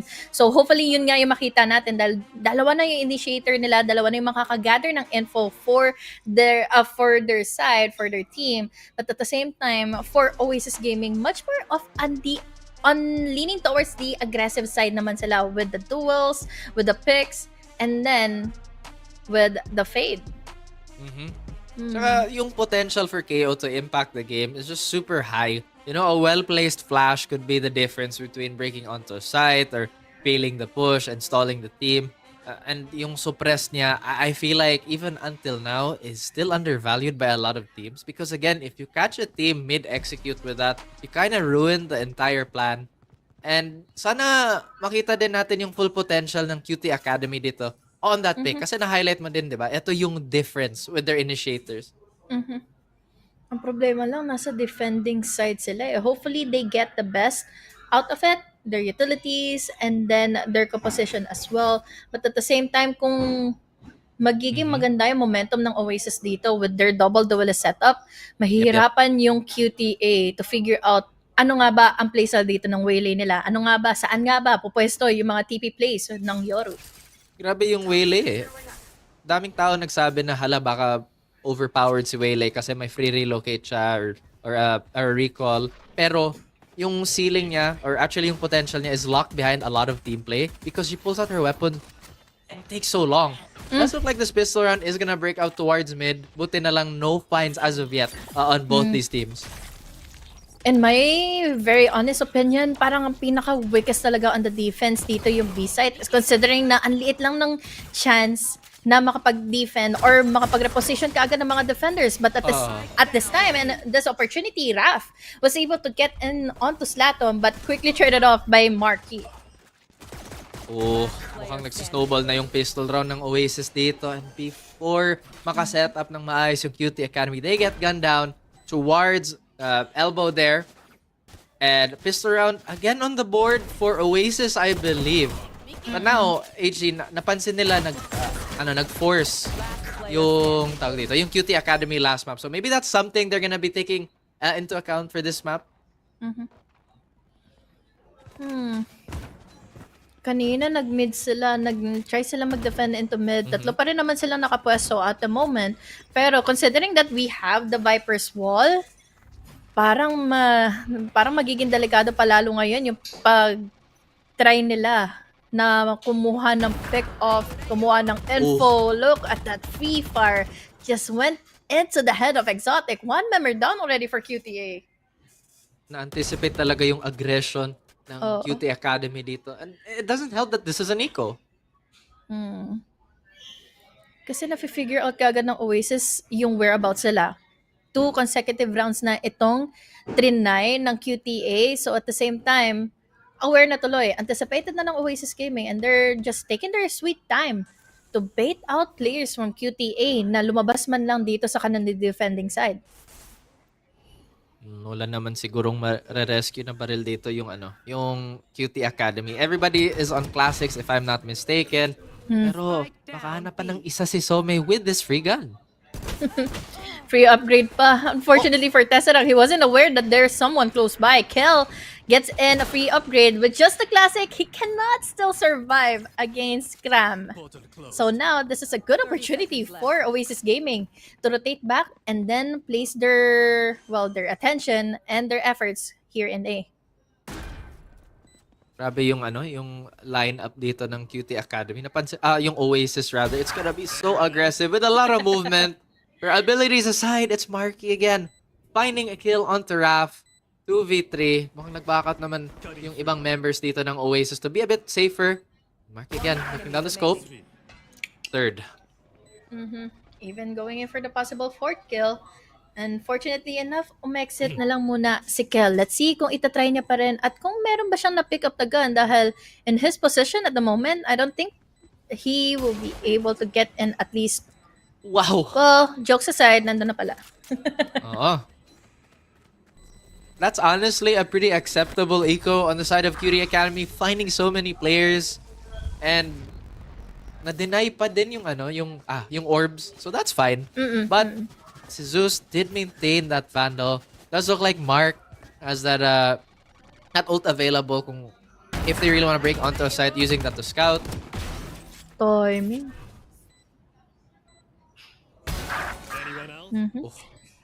That was so good. Even though naka-crouch down na no? Baka dito makita natin yung value ni Yumo. Kasi so far, they've been using that scan early. So hindi naman nila magagamit yung suppress on a hard push. I mean, alam naman nila na yung Oasis is the type of team that can wait out the clock. But it does look like yung play dito for Oasis is the aggressive one. Dahil ngayon, available na kasi yung ultimate coming in from Marky. And then, another opening pa para kay Zeus. Even though that they have a really strong gun, they have the Odin, para sana ma-deny nila yung aggressiveness and the early advantage of Oasis Gaming. Hindi yon magiging enough, lalo na kapag naisaan kayo from the rotation, from the push, all the way from mid. Sobrang awkward naman ng fights ng QT Academy dito. And isipin mo, yung Vandal pa, yung nakapitas sa Oasis. The one gun they couldn't find the entire round in that second buy. Clean rounds lang for Oasis. Ang laking butas talaga kapag nakakalimutan na mabantayan itong mid. Lalo na it gives the opportunity to sneak around inside of A. Biggest opportunity pa yon to open up the site in B. So, ang ganda sana ng early advantages ng QTA, but at the same time, with the anticipation play ng Oasis, parang basang-basa na nila kung saan ba pwesto muna ngayon yung QTA. Oo nga eh. Ang gusto ko din sabihin na baka tapos na yung laro at the draft, right? Because supposedly the best map of QT Academy was left to be a decider, but siguro strategic choice din yan. And tsaka may faith naman tayo talaga na kayang-kaya sa QT Academy bumawi dito. But it's not looking good. I'll be honest. It's 0-3. It's another eco. It's gonna be difficult. Definitely, they don't have any info yet kung ano na nga ba ngayon ang magiging decision ng Oasis Gaming. At the same time, Exotic is just left alone. How can he even try to survive a 1v4 scenario inside of the entrance of A? Tapos ngayon na may dagdag pa na paranoia and the smokes are not even enough. This is a good sign and a good move na. Go signal na nga even para sa side ng Oasis Gaming na ituloy na itong A side. But they're not being impatient about this. They're still waiting for all the rechargeables to come online. And yun na, bato na yung mga smoke at saka yung Viper's poison orb din just to get that slow crawl out. So wala talagang info dito yung QT Academy kung paano tinake yung A. Hindi rin makakapag-react agad on time si Some dahil he doesn't have enough gun. 5 players stocking up in A site for Oasis Gaming. Players from QT Academy down the drain yung eco. They only have the sheriffs and a good white swing coming in from Raf. Not still enough. We have Zeus going in with a triple, and lastly, Sikal na lang ang tanging natitira. What else can he do with just the pistol at hand? Grabe, yung Oasis din, ayaw din nila magbigay ng space para makabato ng maayos na flash si Yumo. And feeling ko HG yung responsibility ni Yumo, ang bigat na. Kasi again, we're still looking for that suppress value. Maybe the team is asking the same from him. And those flashes, if timed perfectly, can absolutely demolish this push. But what Oasis has been doing is that they've been really, really slow on the scroll. Yung mga smoke nila, double controller ulit, has just been winning out the fight for map advantage. Isa pa sa nakaka-pressure na position ngayon sa nakay Some especially yung kanyang universal smokes. It should be timed, it should be perfect sa pag-place niya before nila makakuha ng info against Oasis Gaming. Why? Dahil iisa lang or sobrang stagnant lang. One place lang muna ngayon na magagamit yung kanilang Viper's Wall for Raf QT, and at the same time, Raf QT, mag-isa lang siya inside of B site. Hindi din mapigilan sa QT Academy yung mid-pressure ng Oasis. So ngayon, nag-invest sila ng 3 tao dito. And now Oasis is doing the opposite. They're just kind of trying to work the extreme sides of the map. They're gonna have a little bit of a slower rotate here going onto the spike. Pero wala naman silang problema to play this slow, and they're just really baiting out any overreaction. Timing! He was already picking that angle against Zeus, and Zeus, thankfully enough, there was a trade. QTA, makakabawas pa ng isa, but yun nga, ang problema, medyo huli na rin ang lahat para sa side ng Oasis Gaming because caught off guard, Marky was unable to back away. That's 1 and 2 more players left alive. Ang problema lang, masyado pang malayo ngayon yung isa from Oasis Gaming. Tingnan mo din yung HP ng QT Academy. Literal, isang bala na lang sila lahat. So they have to be absolutely lethal or have great timing. Si Some will answer that. The spike is down. Mukhang mahirapan pa si Zin dito kasi may extra smoke, and it's Some again closing it out. QT Academy finally on the board for Korod. Finally a round win para sa QTA, and this is not far enough for them to crawl. 3 na lang kailangan nilang habulin laban sa Oasis Gaming. Although at the same time, isa pa sa mga magiging pressure dito is we still have enough eco for Oasis Gaming, and Oasis, they just need to figure out kung nasaan ba yung KO para hindi sila masuppress before they go inside of the sites. Kasi ang daming utility na magmamatter before nila makuha mismo yung pagplant Yun nga yung placement na lang sa utility KO utility, sorry. It's really winning them their rounds, and Exotic will bounce out. They get that info that there is an early presence towards B. But Oasis, di talaga problema para sa kanila mag-reset and just roll it out. Lalo na may nakantabay na rin kasi all the way from A site, another info gathered. Oasis Gaming still just focusing much more of an attention dito in B before pa sila fully makapag-rotate back in A dahil yun ang nakikita kong game plan nila na ma-pull lang nila yung attention ng QTA into one side before they fully engage into A side dahil maganda na yung pwesto dito nila Marky. Oo, pero yung pwesto din ni Raf, sobrang ganda. He dodges the Prowler. He could win the round out. It does look like magkakross lang yung Oasis Hindi siya dito. magpipick. Oh, this is so smart. At least may value yung naging push niya. May value yung pag-hold niya ng position.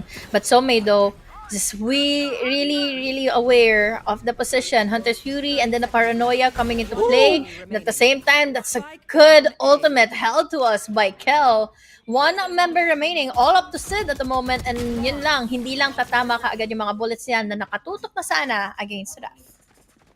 2 to 4. Ang feeling ko, nag-ano na tayo, swap sides. Pero, again, hindi talaga nagra-rush yung mga teams natin dito. Everything has been methodical. May obvious timing naman dun sa mid na, okay, if we find out where Oasis is, or at least as QT Academy, then we have to occupy and refill the space para lang hindi tayo ma-flank or may awkward leaks in the retake. And it's really smart. It's been helping them out a lot. Niintay ko talaga yung value ng mga utilities dito ni Yumo dahil most of the time na magagamit yung scan niya is need always ng follow-up dito coming in from that waylay para magkaroon lang sila kaagad ng info dahil nagtatago yung Oasis They know for a fact where yung mismong scan is. But let's not talk about the scans anymore. Somei doing his thing, doing the work. We have good trades back and forth. We're down to a 3v3. Ganda ng pwesto ng QT Academy dito. May trade ready to go towards mid. Hindi nila alam na may flank pala dito. And now, if they get B, this could be an easy round. There's still a minute of time. Si Yumo mukhang aware of this potential for Slaydom. Who's gonna win it out though? Still Slatom. So, butas na ngayon yung backside ng QTA. There's still time for Kel to go around but at the same time yung opportunity lang dalawa kasi yung katapat niya and wala na tuloy siyang naging laban pa. Last man standing for QTA will be Exotic in a 3v1 scenario. What more can he do? He still has enough utility. He just need to make it past Zen. Pero mukhang hindi din kaya yung 1v1 ni Zen. Maganda na yung pwesto at yung timing ni Zen doon. And I think just looking at the numbers, di naman talaga tayo nag-expect. Hoping yes, pero expectations, keeping it realistic. Going into the setup, I think by now there should be a timeout really on either side. Maybe just to maintain the momentum. Kasi yung QT Academy mukhang nabuo na yung plano, di ba? At least for those 2 rounds. And then suddenly yung adjustments sa Oasis came into play. Another try onto that Odin para kay Kel, ha?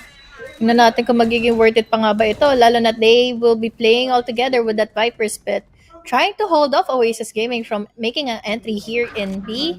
But, yun lang, nawala kaagad yung Viper's Pit dahil si Raf pa. Yung napatay ngayon ni Tesseract with just a free fire from his position. Ang dami ng mga blind kill ngayon, no? Like into the smoke. Baka pre-fire lang talaga yung mga common spots. Tsaka talo sa quote-unquote 50-50 yung mga spots na yun. And now, Kel, heavy again on this responsibility to be the one to hold on to B kasi dapat may Viper's Pit dito at saka taga-suporta lang siya. Ang hirap.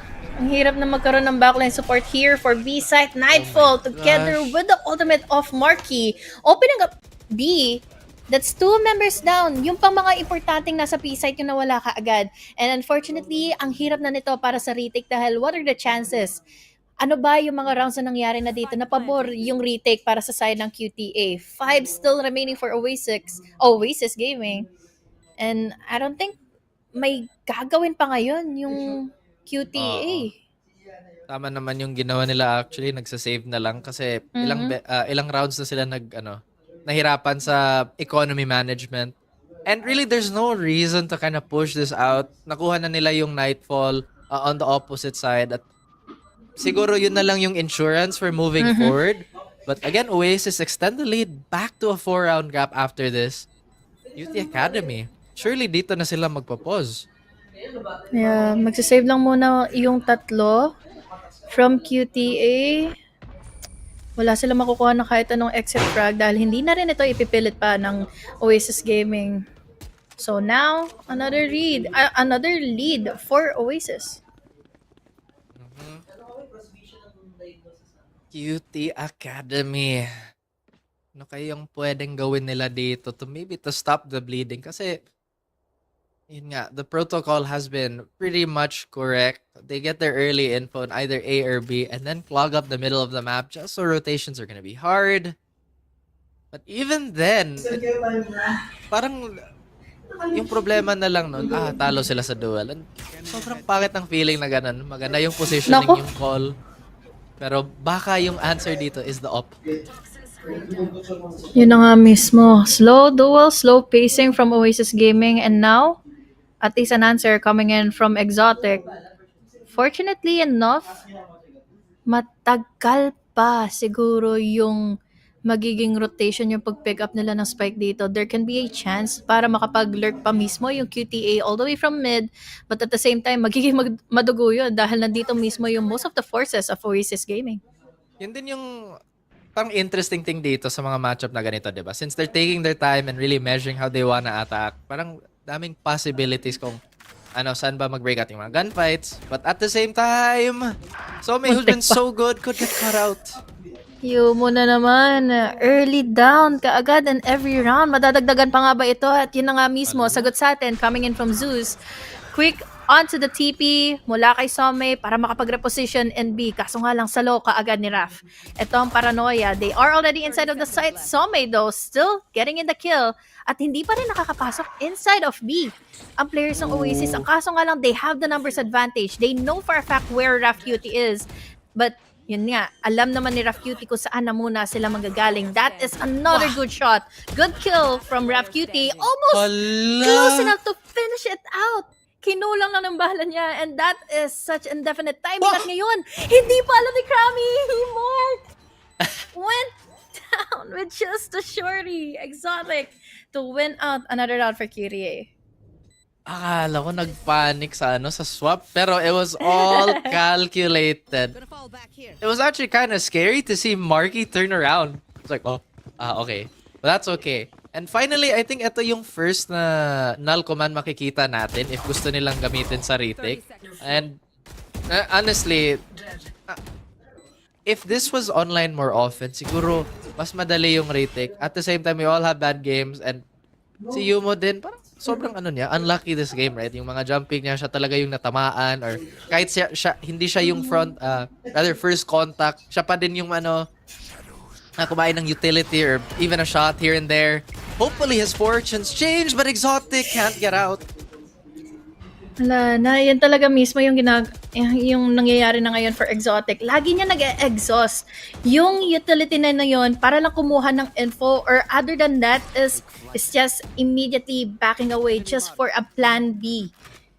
And QTA always backed up into the corner. Napaforsa sila ng papuwersa ng Oasis Gaming into the duels na hindi naman na dapat winnable for them to secure.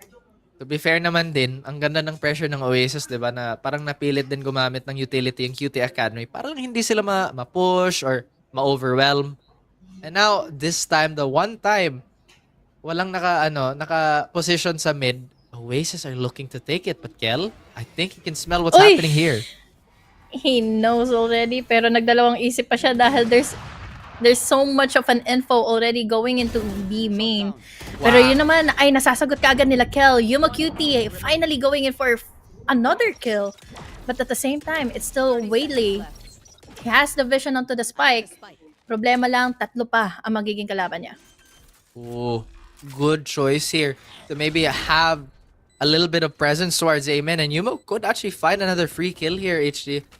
Yun nga, they have to do this together, otherwise they could get clutched out, but nope, denied. It's Raf to finish it off, and QT Academy have another round on the board.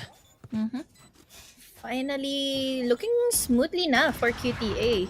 Especially yung mga back and forth nila, yung mga utility, yung pacing din ng pag-rotate dito ni Kel, and how he holds his angles. Buti na lang nandun din yung operator coming in from Yumo. Just checking in on what the rest of QT Academy can do. Kanina pa tayo naghanap ng pause, diba? But so far, wala pa talaga. Wala. Baka they're saving it for the second half. And baka ito pala yung, yung handshake, kumbaga sa, okay, this is how you approach this map. We're gonna counter it this way. And Some is really good for this team. He has been keeping QT Academy alive.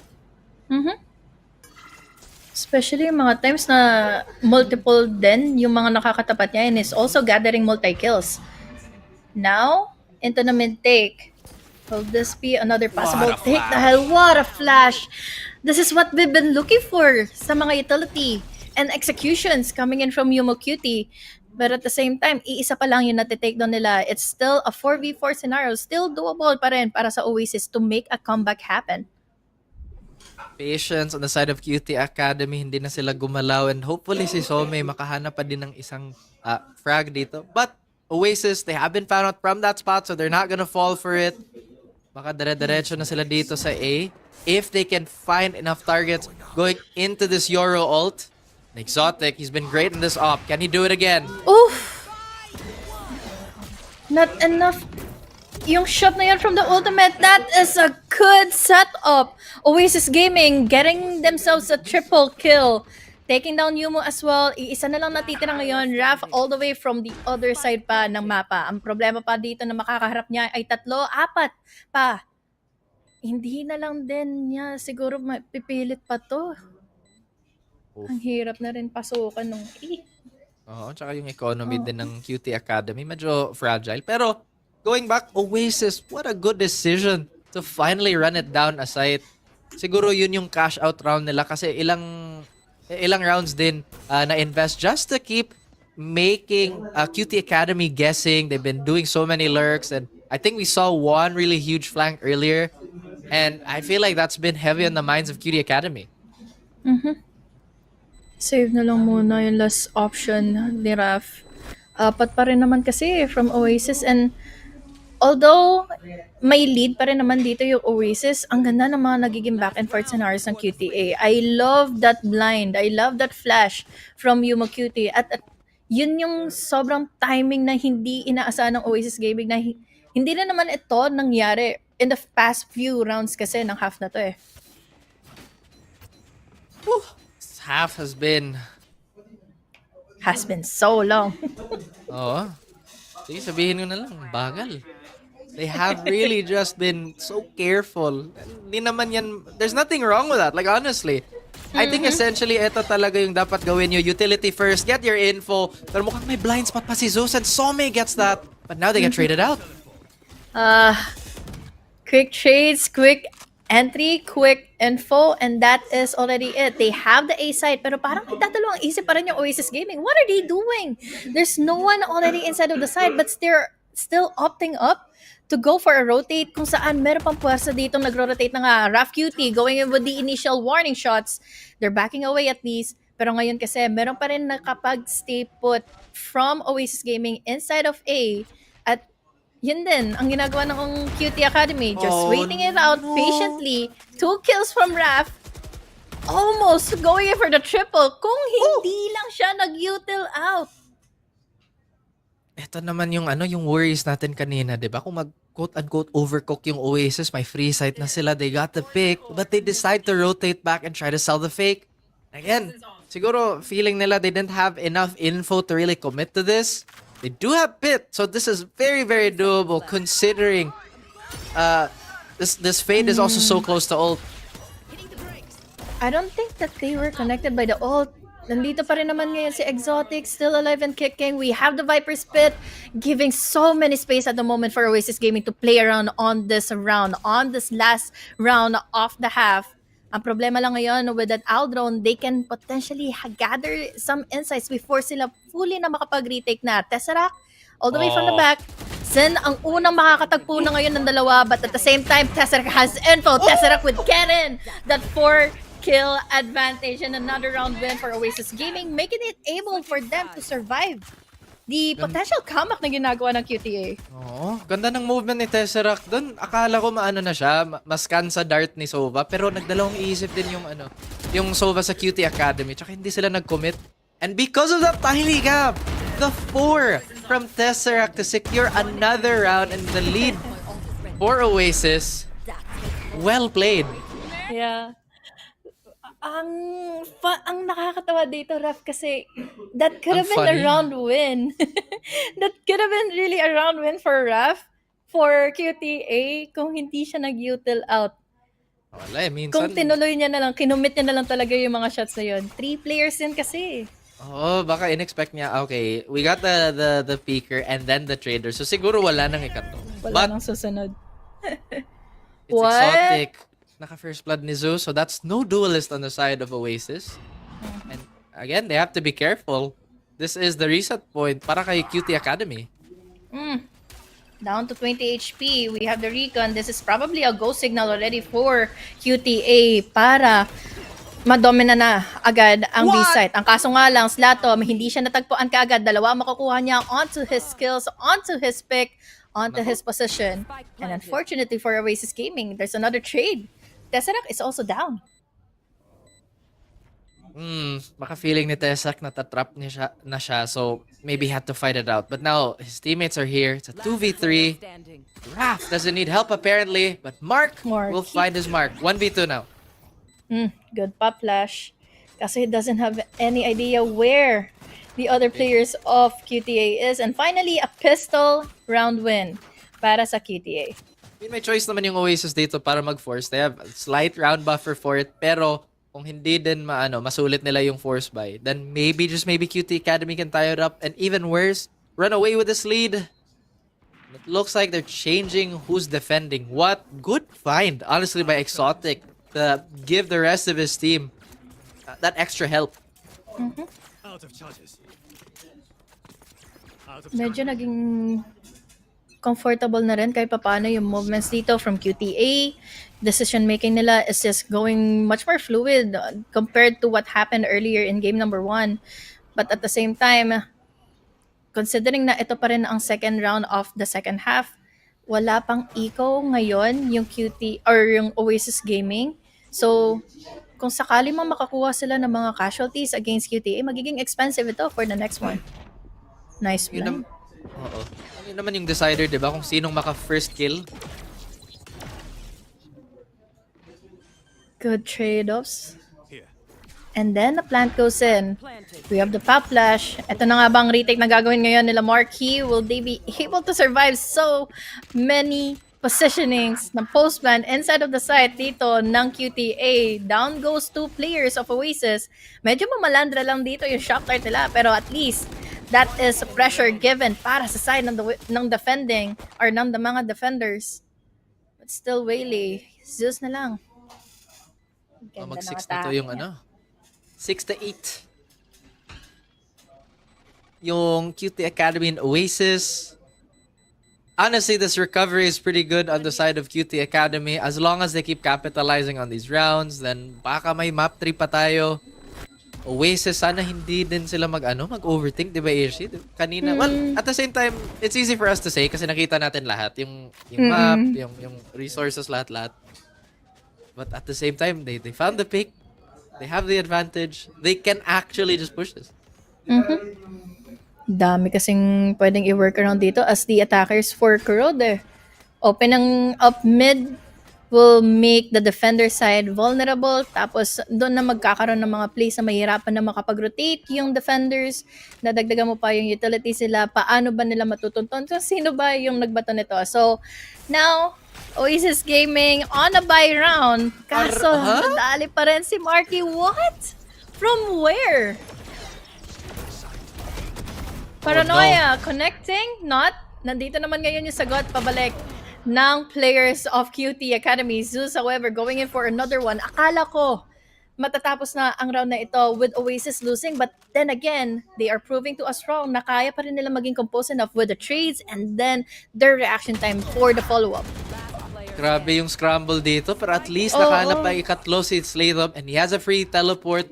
He's using that from the shadows to scout. And again, this was the play we were looking for. Ichi, mag-double up na lang sila. Huwag bigyan ng 1v1 yung potential clutcher.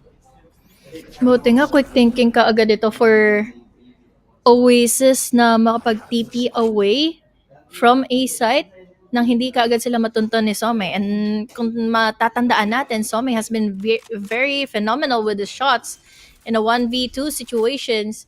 His reaction time, the way he moves is just really phenomenal for Oasis Gaming to respect. And now with the double pick na mangyayari ngayon, Some not picking into the right angle, and that's it.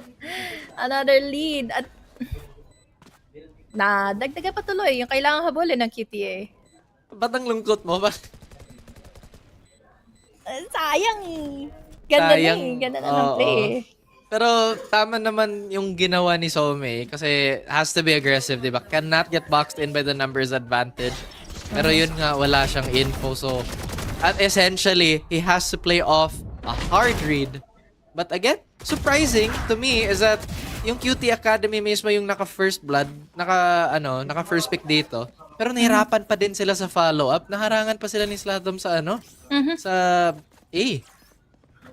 Ala back and forth kasi yung mga naging paranoia nila. There was also someone from the entrance from mid, yung cabin nito. And then, yun na yun, naging deadly, naging bloody yung battle nila all before they get inside of A. What? But look at that Aldron.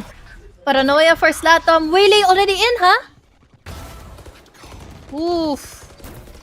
Oh my god, that's such a good combo. Slato with a pick, Slato with a kill, and Zeus for the follow-up. What a flawless round for Oasis Gaming to win it out with a double-digit scoreline. Na-surprise din ako kung bakit hindi sila nag-check sa boost. Nag-drone na sila eh. Tapos nakita naman nila medyo shallow yung smoke. But again, it is the heat of battle. Medyo intense talaga tong laban na to. Kasi kahit lamang yung Oasis dito, buhay na buhay pa din yung QT Academy. Nakita naman natin na yung rounds na to close. Except this one, honestly. Tsaka nagulat ako na may follow-up na kaagad si Slatom. And then si Marky nandun na rin. So, down the drain na ang eco ng QTA. At unfortunately nito, 3 na lang kailangan pa ng Oasis Gaming. So, medyo solid na yung economy ng Oasis dito. So, baka matagal pa before mag-eco sila ulit. Oo. Oh! Good Maybe I'm shots. Maybe you are. Doing a thing. That's 2 players down for Oasis. Pero hindi naman sila babackupan lang kaagad. Basta-basta ng Oasis dahil ngayon, sinusugod pa rin. We have Zeus, however, we have Kel for the trade-off. Kel, though, is already low on HP. Ang compromise lang ngayon is yung position ng Spike. Oh no. Like you said, tapos wala pa ding from the shadows. Yung Omen on the side. Or rather, there is no Omen at all. And it's Zin again getting a third. QT Academy. Ay, for context naman guys. Karamihan ng players dito ex-teammates. So it's probably just good fun. You know what I mean? I don't think I have to explain that at all. But at the same time, sobrang ganda ng opening talaga ng QT Academy. Pero di din ako sure kung bakit pinilit nila yung fight sa mid. I mean, they already had the advantage. They could have had the space. Baka na-miss ko lang yung moment na the spike dropped. But that's something we have to review.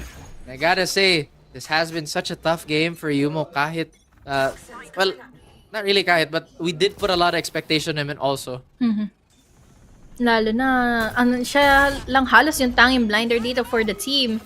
And speaking of, oh my god, what a setup. Slow is there, the ultimate coming in from the Waylay is just phenomenal to gather themselves. Triple kill and answer back coming in from Yumo is enough. That's double kill. He needs to back away at the moment. Ang kaso nga lang, compromise ulit. Yung position ng Spike, he cannot fight it out against Zin. Raph maybe has a chance to clutch. That's the first, but there's an Odin. And that's all she wrote for this round. 12-6. Isa na lang kulang para sa Oasis so they can sweep this 2-0. Oof. Go back into this highlights. Composure nandoon para kina Zeus, para kina Zen. To just hold into their ground, holding into their ground, just waiting out the utility, the paranoia. Kahit nasalo niya na yung paranoia, he knows na meron siyang backup. So now, difference lang para sa round na ito, even though that this is winnable na for Oasis Gaming. They have the momentum. The ultimate here is already na para sa side ng QT Academy. But at the same time, the damage has been done. Zeus with a double kill though with the trade. Zeus trying to finish it out with a triple at ngayon pwede pa madagdagan at yun na nga mangyayari, Ace, to finish things off into this match, into this series in a 2-0 fashion para sa Oasis Gaming against QT Academy. Grabe si Zeus ha, nag-W lang kahit bulag. And he still manages to find the corner and get that timing onto that ace to seal that clean sweep. So, I don't know, baka yun yung tanong ko mami, ano yung thought process kung bakit nag-forward ka lang kahit bulag. But again, what a great showing by Oasis here. Yeah. Parang wala silang pake nung nag-ultimate kanina si Yumo eh. They just need to win out the firepower nila laban dito sa QTA and that's enough. Okay na. Blinded man si Jesus pero nakakapatay pa rin eh. Oof. Eh, para sa akin din yung ano talaga, yung follow-up ng QT Academy was just sorely missing here. Ganda ng initiation nila HC. They had so many tools at hand to safely gather the information, maybe just pressure Oasis. Pero hindi talaga natin nakita yung mga big flash plays and all those like super oppressive null command pushes. Beautiful trade-offs though. Konti na lang eh. Nagkakaroon na rin nag-build up na rin yung momentum from QTA. What's just happening is, naiisahan lang sila ng change of pace ng Oasis Gaming. Mabagal man sila sa umpisa most of the time ng mga rounds natin, but at the same time, bigla na lang silang magkakaroon ng fast-paced scenario in which what happened in the last few rounds dito sa game na to, dito sa mapa na to, kung saan nagulat talaga ang QTA. Meron ding moments na siguro yun nga, nagulat sila sa positioning or how aggressive the positioning was. At yun din, ang daming sayang na moments ng diba? Like kahit siguro hindi ganun kadikit yung score, but the rounds are really competitive for the most part. Yun pala nangyari sa round na to. Nagkabatuhan ng paranoia, connecting into 2 or 3 players. Then, quick reaction time. Coming in from Satom na makapag-reposition with the From the Shadows. And then, this phenomenal play combo with the slow from the Waylay. Opening up the opportunity na vulnerable lahat. At walang magagawa dito halos sa QTA. Tingin ko yun yung favorite play ko today. Or team play, diba? Kasi marami tayong aces actually. How many do you have? Like what? 4 or 3 today? Yeah, for today. Tapos hindi lang isa yung team na merong ace. I think Hindi lang every isa team from the ace match. today, diba? Or may ace ba yung QT Academy? I think earlier in Haven. Maybe I'm wrong, pero oh, what a game, what a match, what a setup. I'm usually sanay ako na makita na QTA and Oasis Gaming, or rather QTA or yung mga players ni OMQT for example is fast-paced sila. They want to barge into the sides quickly kahit na nasa defending side sila. They want to gather in some space. But this is a different story. Nakita natin yung naging growth na ng mga following players na ito, and still OG comes on top. We have Zipto and Oasis Gaming to finish out the day here in VALORANT Challengers SEA. And I feel like siguro expected. I mean, it's always fun to see the underdog win. Pero yun nga, the experience between these teams is just so much. And again, QT Academy is no slouch. They have been around for a good amount of time. But today just was not their day. Baka may adjustment pa sila to be made along the way. Again, big congrats to Oasis. No doubt it was Zeus to be the MVP of that map. Crazy ace to seal the deal for that series.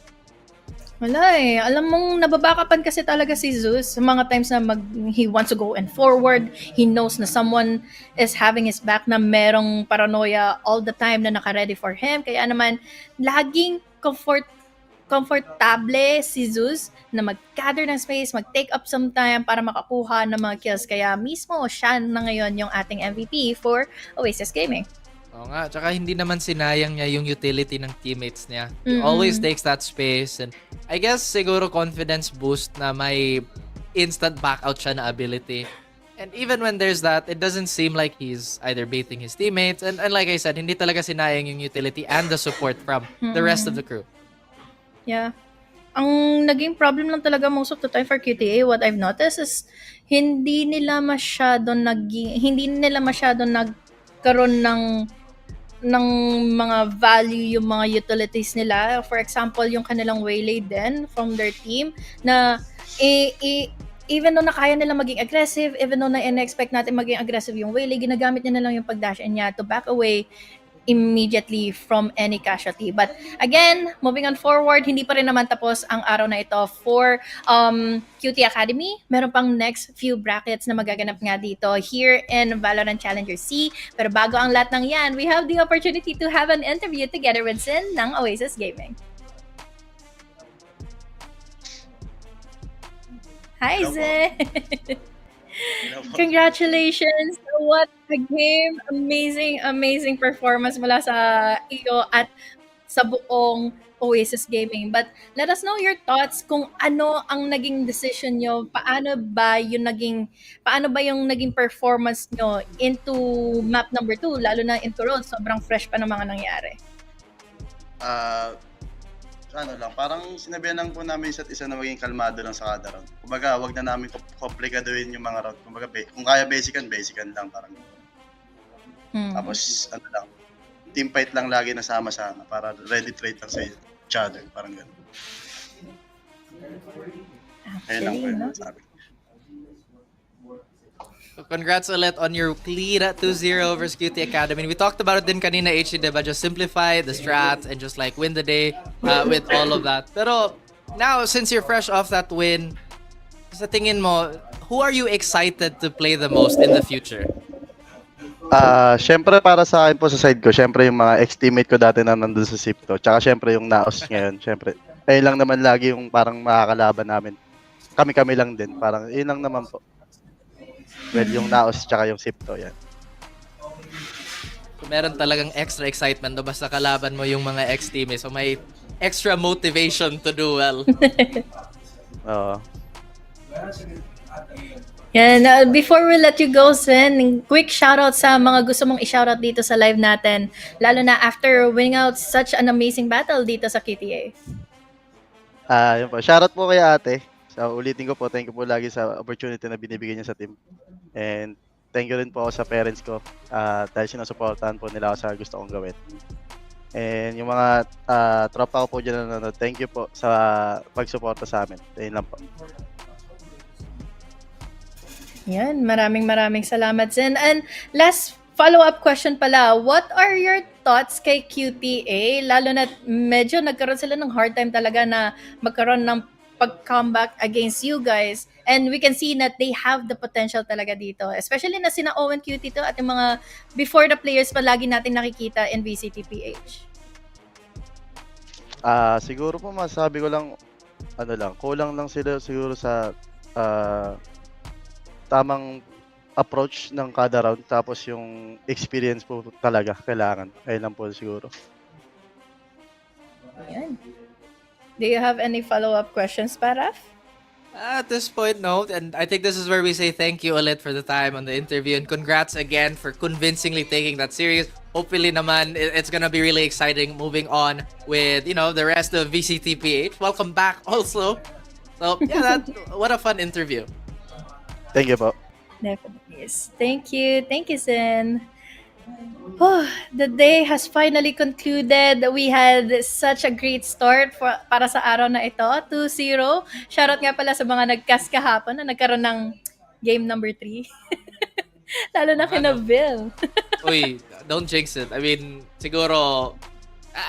syempre, swerte tayo kasi mabilis yung games ngayon. Pero may, there's extra enjoyment in the extra map. I'm not saying I want more extra maps, but hey, it was still fun today. We're gonna review the brackets on how they're gonna play out. Kasi I think this is like a new format, diba, HG? If I'm not mistaken. Yeah. Explained din kahapon.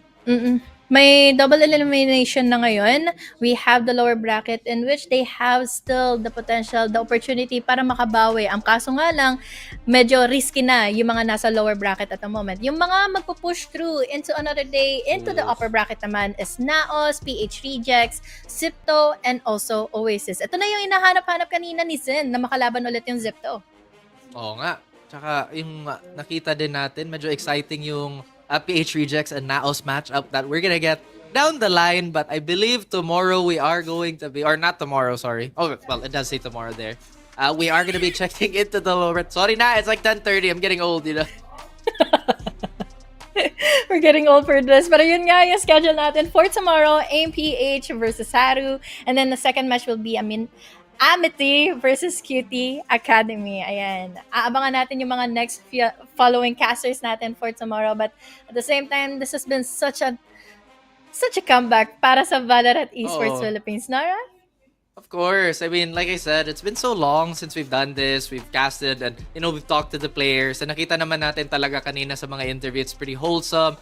Everybody's had a fun time. And kahit, even with the opinions of Jin on like what UTA have to improve on, it's just been really nice input from everybody. And I think siguro lahat ng mga players at teams natin just happy to compete again. Mm-hmm. What a day. It's been such a long day kahit na naging 2-0 siya, but at the same time, it's such a good opportunity para nandito makapagkasulit for VALORANT Challengers Southeast Asia Regional Tournament Philippines. Sa Hanig Lazy Double nga po pala ulit. Kasama ko si Raf. Magkikita tayo muli into another day here at VALORANT Esports Philippines.